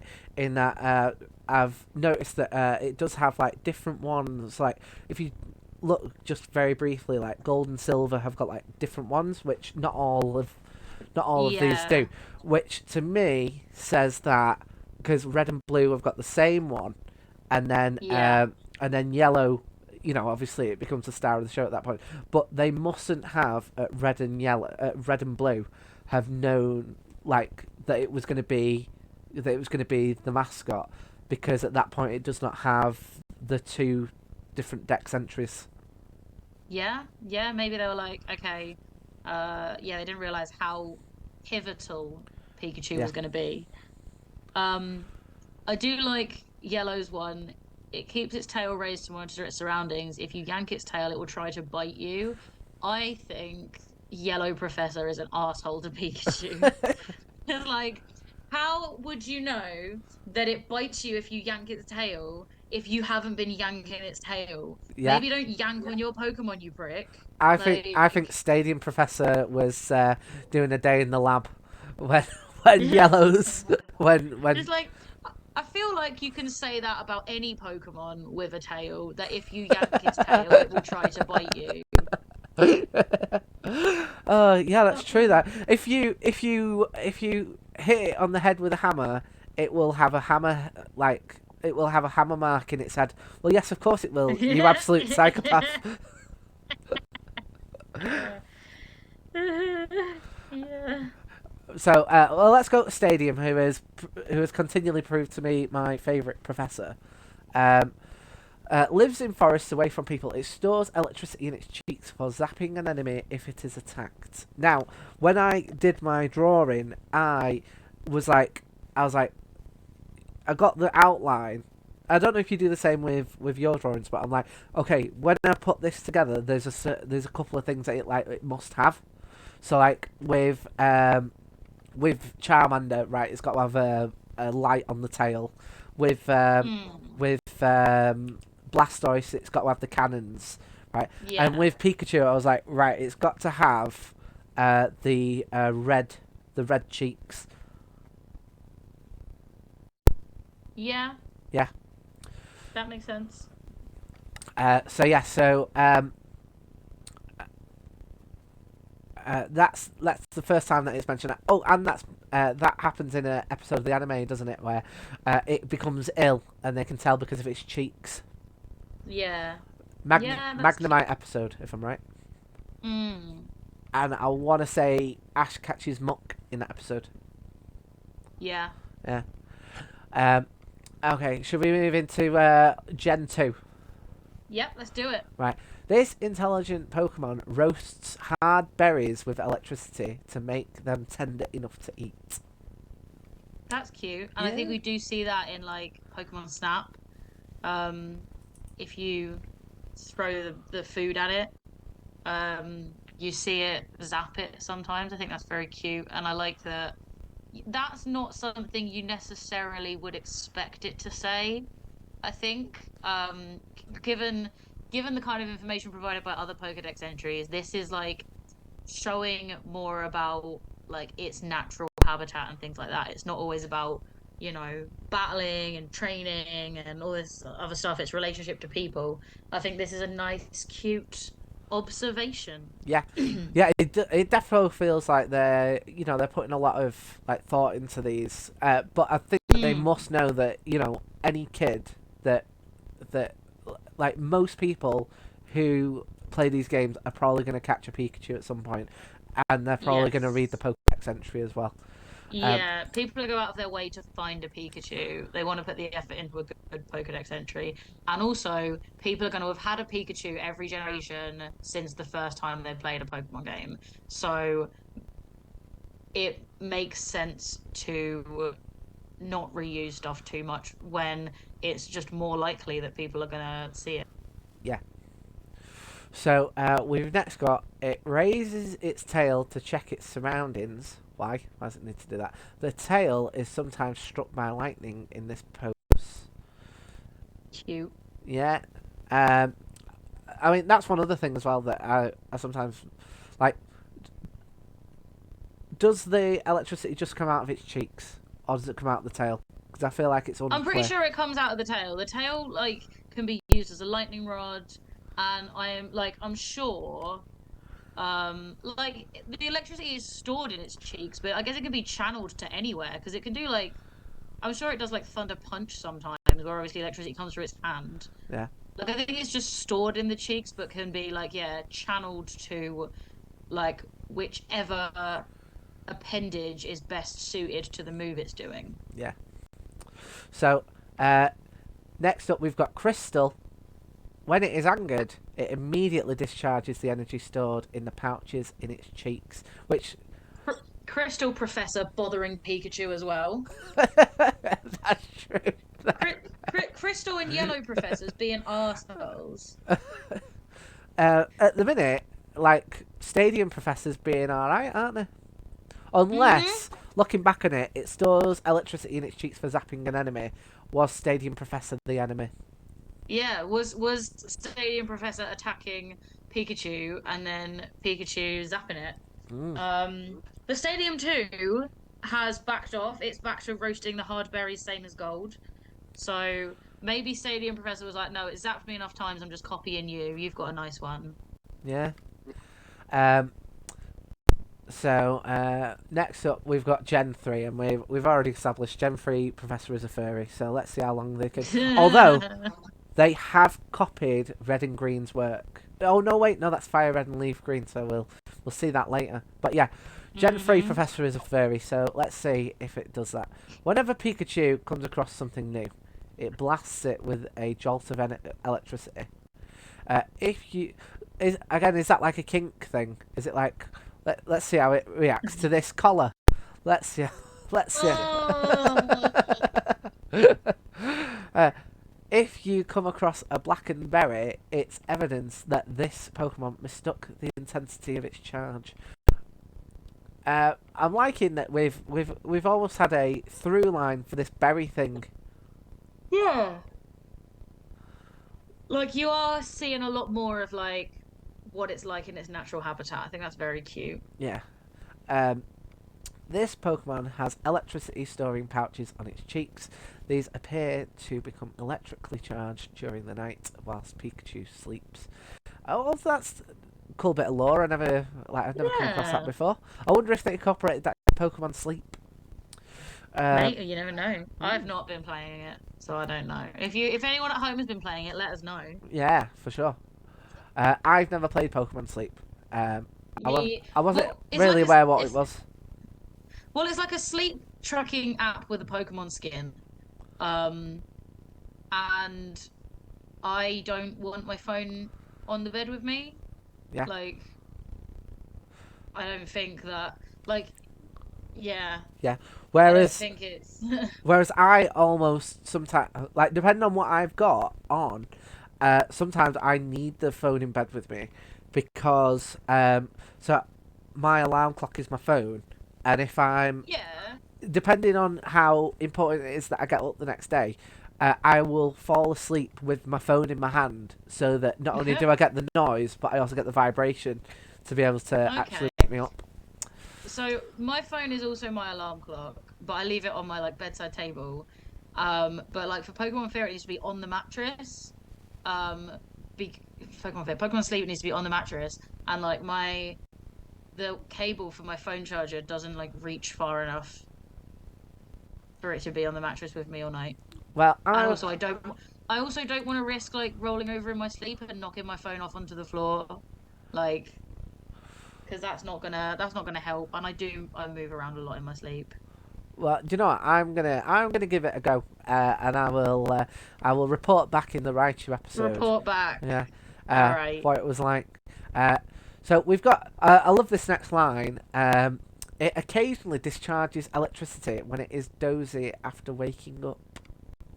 That sounds really cute. That's pretty cute. Um, Um, with Emerald, we move into the first bit of dick swinging that we've seen today. yeah, It stores electricity in the electric sacs on its cheeks. When it releases pent-up energy in a burst, the electric power is equal to a lightning bolt. yeah. Like, like, was Emerald Professor struck by lightning, and then and has that experience to compare? I think that is when they've started to, had a couple of Jaeger bombs, and then like, well, do you know what? Do you know what? I've been shocked by a Pikachu, and it was the equivalent of a lightning bolt, and they were like, no, it wasn't. It was like, yes, it was. You furry, and so on and so forth. Well, we've got for Fire Red, which we know from the above is what it had in the original Gen 1 Red and Green. It has hmm small electric sacs on both of its cheeks. If threatened, it loses electric charges from the sacs. Um, Now that to me does not imply with the power equal to a lightning bolt. Yeah, that's just it. That's pretty standard, basic Pikachu 101. Yeah, I think that makes sense for it being the first Pokédex Pikachu. and we've got for Leaf Green, we've got a repeat of the red and blue one, but I hmm suspect that they went again. This is Pikachu. People are going to be like interested in what are going to be like actively trying to capture one of these. We can't just do what we did in Gen 1 where it has just the one entry. So I suspect that, Yeah, yeah, I suspect that red and green, it had that small electric sacs on its cheeks rather than it having the two, like what were presented there across fire red and leaf green. yeah. That makes sense. Yeah. I think Diamond is really scaling it back to the most basic definition we've got so far. It lives in forests with others. It stores electricity in the pouches on its cheeks. Okay, cool. I think that Pearl, I sounds think is somewhat ominous. It's like if yeah. you let fucking Pokemon Yellow Professor near us pulling our tail, there are others. I think Pearl, Pearl's one, if it loses crackling power from the electrical pouches on its cheeks, it is being wary. So I don't know if it's the Pearl Professor or another professor, but someone riled up some Pikachu Yeah. and like got to the point that Pikachu was doing like some little warning jolts to be like, "Don't you come on a fucking step closer, fucking touch my tail again." Yeah, Pearl Professor sounds like whatever Pikachu they were dealing with, like one of my cats called Katie, who Yeah. just hates everyone. I imagine that was one Pikachu that was like, don't you fucking dare come near me. Nah. You fucking stay away from me. I've heard what Gen 3 Professor's been. He's like, no, no, no, we got rid of Gen 3 Professor. He was weird. He was weird about Pidgeots. He's like, well, you stay away from my tail. You fucking stay away. Oh, why are you crackling power from your electrical pouches on your cheeks? I'm being wary. Yeah, write that down now. Fuck off. Um, I like Platinum. It's quite cute. It occasionally uses an electric shock to recharge a fellow Pikachu that is in a weakened state. I like that. Although I do think that that implies that Pikachu should have the ability where if they get hit with electric type moves, it restores some HP, which I don't Yeah. think it does. No, I don't think it does. Do you know what? Again, it Um, reminds me of that Magnemite episode. Because I want to say that's where it got affected by elect. I can't remember quite why it got affected by like electricity, but the idea of it being affected as a mechanic, I think mm, would be yeah. yeah, Like, why couldn't they introduce that? Like, yeah. Because like there are some Pokemon who have similar types of abilities, but yeah, just not Pikachu, even though it's in the Pokedex that it fucking should. yeah. So next up, we've got Heart Gold and Soul Silver. This intelligent They, Pokemon, uh, which real sounds like they're going. Look, we need to make this up for you. We do apologise. Look, having well, your that's tail not pulled, we reusing. apologise. This is just reusing what was in original Gold and Silver, Did it have word for intelligent? word. Yeah, Yeah, did it? yeah, I must have overlooked that. I th- yeah. So Gold and Heart Gold and Soul Silver have just copied and pasted, but they're I guess in remakes I can forgive that. yeah, totally. But then Black, White, and Black 2 and White 2 have word for word taken Platinum's one, which is a good one, but that's 4 games. 5 games now with the same entry. Mm. And Um, if I'm right as well, wasn't Gen 5 originally meant to be like a kind of reboot? soft reboot. Yeah. Yeah. Um, although, But right. like they must have known, like even if they were like, right, so we're gonna do all Gen 5 stuff. It's like they must have known that Pikachu was in there. It's like there's no reason Yeah. to be rushing Pikachu's entry. Yeah. X has reused Silver again. Uh, I'm genuinely surprised at this. Like what I mentioned before we started, that like I thought that like whoever's at the top would have been like, this is the cash cow. We have to put extra effort into Pikachu. I mean, there are more Pokedex entries for Pikachu than any other one, because normally we'd be nearly finished by now, but there's so many more. Um, Y has reused the original Fire Red, so the original Japanese again. Do you know what? Do you know what this Uh, is genuinely reminding me of? Right? I don't know if you ever had this when you were at uni, but like I remember when I had to like write essays. Well, mm-hmm. when I did my PGCE, more specifically, uh, I remember saying to the tutor, I was like, I find it really boring that you're making me do these essays. And I was like, the stuff that you're asking me to like write about, like legislation that got brought in like the late 80s. It's like, Yeah. what can I possibly write about this that is like that hasn't been written about 100 times before? And the tutor gave me what I think is quite a, eye roll, but also get out of jail free answer, where they were like, yeah, but the thing is like you want to be like mention the same thing and be like, it's been the same since the 80s, and that's how like ingrained all these policies are, and that's now somewhat my head canon, that it's like these professors are going, well, what more can you write about Pikachu? We've written about lightning. We've done a bit of dick swinging. We've written what it does about berries. We've pulled its tail. What more do you want? Yeah. Yeah. Blown at the tail. Well, that's the thing. So uh, Omega Ruby and Alpha Sapphire have reused Ruby and Sapphire. Although Sun and Moon is back to being new ones. Oh yeah, we Sun we has like got Gen 7 Professor. We He's do, an yeah. OG. Gen 7 Professor is solid. So Sun has a plan was recently announced to gather many Pikachu and make an electric power plant, which I think sounds pretty cool. Yeah, I think that um you know echoes back to like even the early episodes of the anime where people or where Pikachu were used to generate electricity for like the Pokemon Center. And that sounds interesting.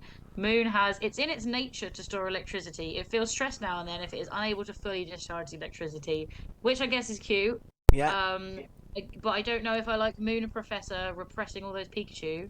Um, Ultra Sun I quite like because it adds more to the natural environment of Pikachu. So its nature is to store up electricity. Forests where nests of Pikachu live are dangerous since the trees are so often struck by lightning. I think that would be cool. yeah. That's That pretty would be cool. cool to see if you like going through the forest and some of them are like these like gnarled, blackened trees because like they get struck by lightning by the Pikachu that live there. Yeah, And that could be like a good indicator that like there's a Pikachu nest nearby, like your Pikachu encounter rate is going to go up because all the trees look like shit. yeah. Um, Forest fires. yeah. Ultra Moon has while sleeping, it generates electricity in the sacs in its cheeks. If it's not getting enough sleep, it will be able to use only weak electricity. Which that's again, that's um another new bit of information that gives me a fuller picture of like what it's like to be a Pikachu. Yeah, Let's Go Pikachu and Let's Go Eevee have the same Pokedex entry, but it's like they haven't reused a Gen 1 one again. So this forest dwelling Pokemon stores electricity in its cheeks, so you'll feel a tingly shock if you touch it. yeah, Which I like because it yeah, implies that the Let's Go Professor is being gentle with the Pikachu yeah, and gets a tingly shock, but isn't being zapped with the power of lightning bolts yeah, because it's not an asshole. yeah, So points to Let's Go Professor for not abusing Pokemon. yeah. Um, Well, although you shouldn't be getting points for that. yeah, That that should should just be be the neutral. standard. But then Sun, Moon, and Ultra Sun and Ultra Moon also have a separate uh Pokedex entry for Pikachu in a cap. Why is that? Um, Why is that getting so natural? there are lots. Honestly, there are going to be a lot. So Sun and Ultra Sun Pikachu in a have cap. this form of this form of Pikachu is somewhat rare. It wears the hat of its trainer, who is also its partner. And Moon and Ultra Moon have this Pikachu is wearing its trainer's cap. Since the cap's not the right size, the fit is a bit loose. And like you're right, why is that a Yeah, whole separate thing? It doesn't make any fucking yeah. sense. Because like I would like my own entry for cat in a collar versus yeah, cat not in a collar. because it's like surely the clothes you put on your Pokemon doesn't change which Pokemon it is. Like the Pokédex entry should stay the same. Like it's still a Pikachu you'll get a tingly shock from and stores electricity in its cheeks. It's just wearing a fucking hat. And also like because if it's wearing the hat of its partner, you can't catch it because it's already got a trainer. I just think it's so ridiculous. Pikachu in a cap gets its own entry. Just wait till you see Generation 9 because it's got Oh, I'm Sword excited. Shield. So it's got individual entries for Sword Shield, Brilliant Diamond, Shining Pearl, and Legends Arceus. And then Sword and Shield also have entries for Original Cat Pikachu, Hoenn, Sinnoh, Univert, Kalos, Wow. and Alola Cat Pikachu, Partner Cat Pikachu, and World Cat Pikachu, and also Gigantamax Pikachu. So there's lots of Pokedex entries here based Right. on what hat your Pikachu's wearing. Right, guys. Everyone in the chat, get yourself a coffee. We're gonna be here until midnight. So Right, here we go. Gen 8. Sword has Pikachu that can generate powerful electricity have cheek sacs that are extra soft and super stretchy, which I think is cute because you see Ash's Pikachu, which is supposedly more powerful than a regular Pikachu, stretching its face around a lot. Yeah. I think that could be a reference to that, and I quite like it. Shield is cute. When Pikachu meet, they'll touch their tails together and exchange electricity through them as a form of greeting. I think that's adorable. I think that does add a bit more to your picture of Pikachu. Yeah. Um, Brilliant Diamond and Shining Pearl, I think, are so they're just repeating Diamond and Pearl. Fair enough. Legends Arceus possesses cheek sacs in which it stores electricity. This clever forest dweller roasts tough berries with an electric shock That's before consuming that's them. just a repeat. That's just a repeat Yeah, of Stadium, innit? well, yeah, it is reworded, but it's the same information. Yeah. Um, and then we get the hat ones. So, Sword for original Cap Pikachu has the Pikachu wears its partner's cap, which is brimming with memories of traveling through many different regions. And Shield has this Pikachu is wearing its trainer's cap. The cap is proof that the two traveled across many regions together. Like, no, it's not. It's just proof that it stole someone's hat. Yeah, very true. Very, very true. Cohen Sinnoh, Am I right in thinking that the original cap is meant to be Ash Ketchum's cap? Yes. Right, cool. Then there are the regional Cap Pikachus. This Pikachu wears his partner's cap, which is bringing around as traveling through, and then like the region that it was. So yeah, Shield is basically the same, but specifying the region. Partner Cap Pikachu has this Pikachu wears its partner's cap, which is brimming with memories of when they first met. How do you know what a Pikachu is thinking about? How do you possibly know Very true. what that is? Then Pikachu, this Pikachu is wearing his trainer's cap. The cap is a precious symbol of a fateful encounter. Okay. World Cap Pikachu. This Pikachu wears his partner's cap, which is bringing memories of traveling through different regions. Shield has this Pikachu is wearing its trainer's cap. The cap is a precious symbol that travels across different regions with Pikachu. So that last one I think makes the most sense. If it's like the cap is a memento, but at the same time, the word cap has stopped having a meaning now. And I don't. Nothing has addressed the like. It's just wearing a hat. Yeah. Again, I don't see why this needs its own Pokédex entry. Yeah, I also didn't realize that. Actually, no, I did. We have had Gigantamax entries before. Yeah, we have. Yeah. Its Gigantamax power expanded, forming its supersized body and towering tail. I guess. I mean, that's the basic definition of what Gigantamaxing is. Yeah.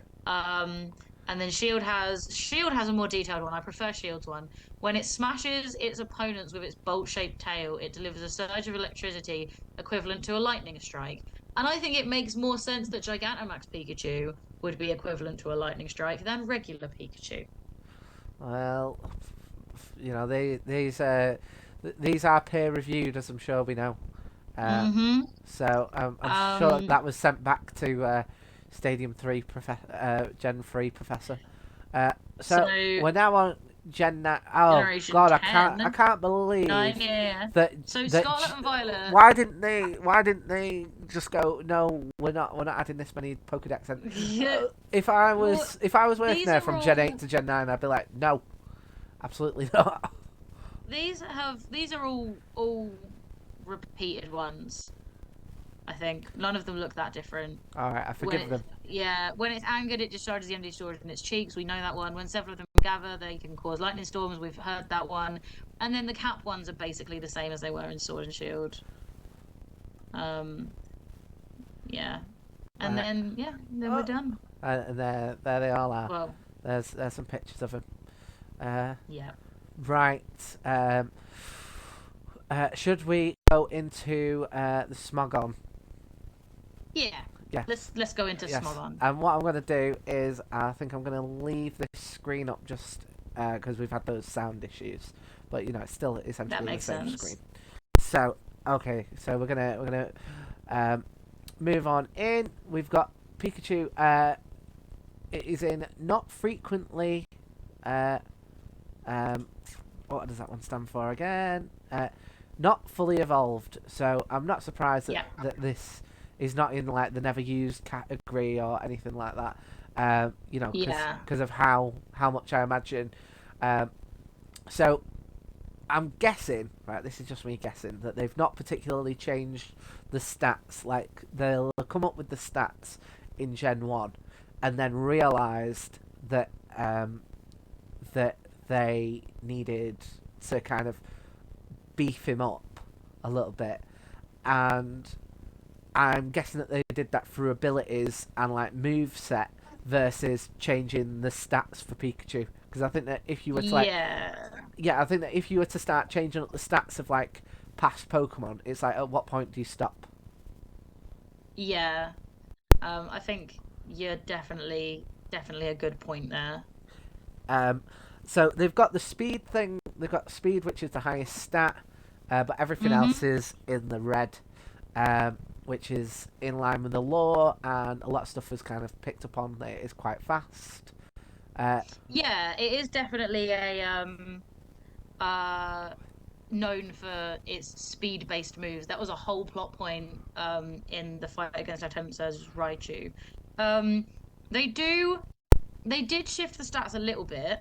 Um because in generation 1 to 4, um its its defense was 30, special attack 50, and special defense 40. oh, From really? generation 5 onwards, it was 40, 50, and 50. Um, and then it had like an overall total of 320 rather than 300. And then obviously in Let's Go Pikachu, your partner Pikachu has well beefed up stats because you're obviously not going to evolve it, Yeah. and so does the partner Eevee. So that actually has a total of 430. So its Wow. HP is 45, attack is 80, defense 50, special attack 75, special defense 60, speed 120. So it is still mainly a speedy Pokemon. Um, but yeah, with like more attack than anything else, but its special attack and special defense is boosted a fair bit Yeah. in the partner Pokemon. Um, yeah.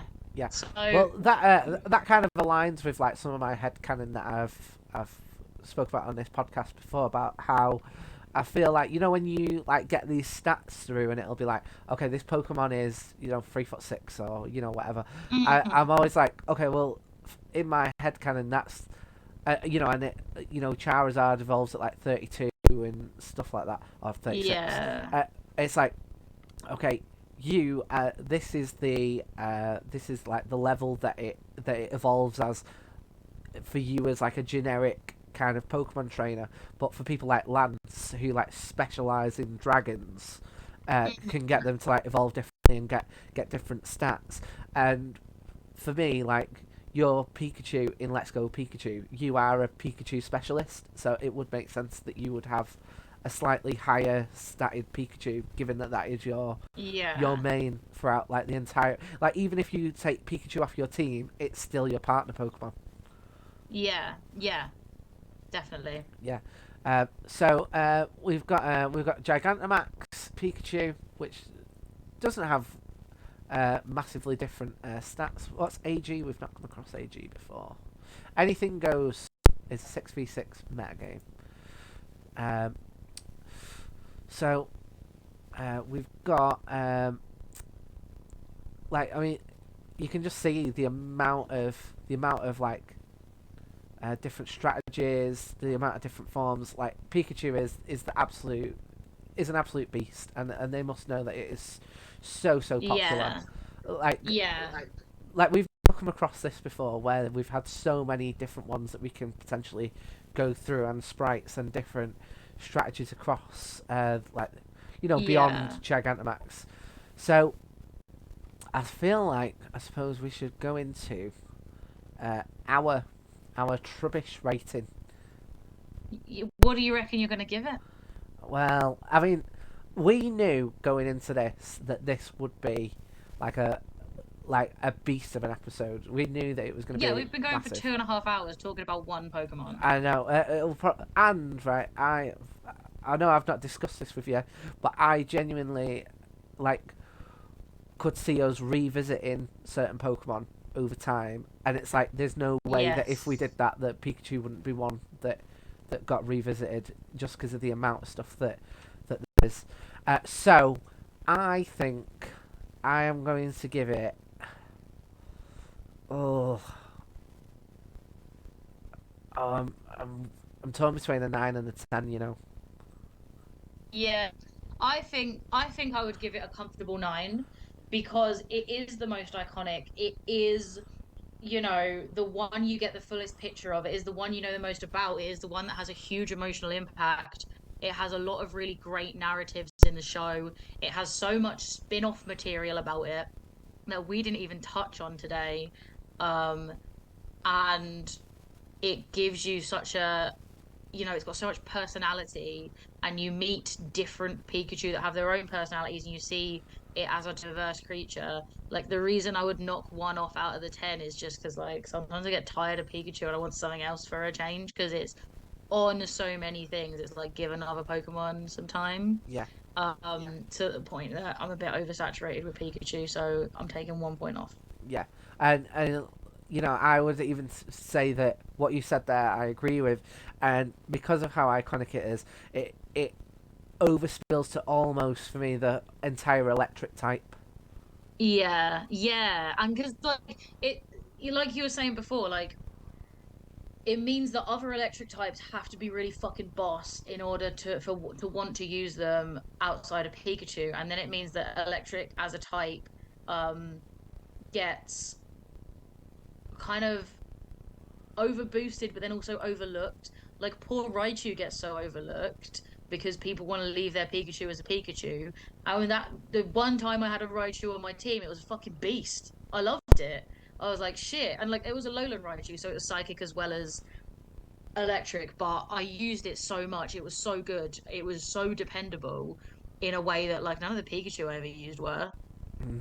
But because, I fell for the Pikachu marketing as much as anyone, I just didn't use it the way I could Yeah, have done.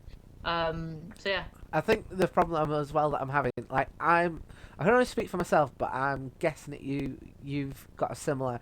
I already know which Pokemon I think I'm gonna give a 10, right? And Okay. I'm gonna say it on the podcast because we've got another 125 until we hit him, right?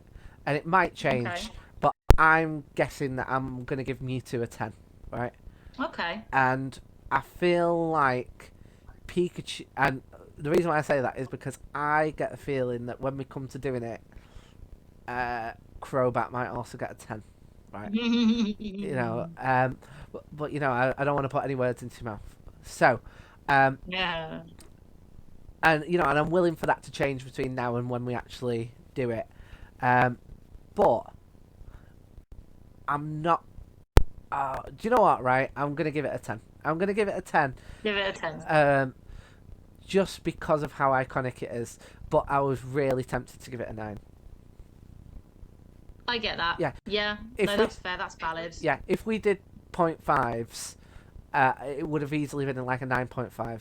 But I'm gonna give Yeah. it a 10. Round it up. Cool. Right. Uh, so we shall wrap it up, and um, just remind people. So what I'm just gonna leave it on.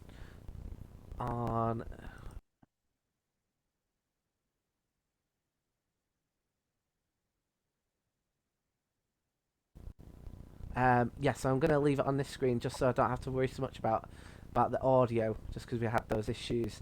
Um, do Mm-hmm. rather than go to the end screen that we normally use. But what what what stuff do you have? What stuff do you have coming up? Come to Blizzard Comedy on Monday and in November. Follow my band for when we have some music. Enter the competition. Yes, That's it. That's what enter I've the got. competition. Oh, horror show and comedy lab. Come see them. Right.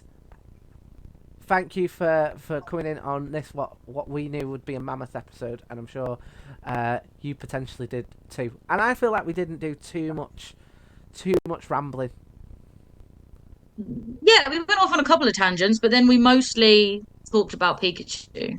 I'm Yeah, proud of us. yeah, we're reining it in. We are reining it Hmm. in. Come join us again for the Raichu episode, which is. Can you remember what date we've got that down Okay, for? I'll get it like waffle for a bit, and I'll find the event and I'll put it in Um, the but yes, we're doing Raichu on their chat. own, which because we're reining it in, you can expect to be a real streamlined 3.5 hour show. Um, but uh, but yeah, if you're interested, we've got Birkenhead Ha Ha Horror Show, we've got the Manchester Ha Ha Horror Show, Nottingham, Edinburgh Horror Festival. When I come down to see you in London, I'd like to maybe see if we can find some like cool venues that might be interested in putting it on in the new year. That might be nice. That'd be grand, yeah. Yeah. So, did you find out what date the Raichu episode's on? Yes, it is Wednesday, 1st of November. I've put the link to the Facebook event in the chat if anyone wants to RSVP and get the notifications there. So yeah, Wednesday, Fabulous. 1st of November. We'll see you then. Fabulous stuff. Right, have a great rest of your evening and night.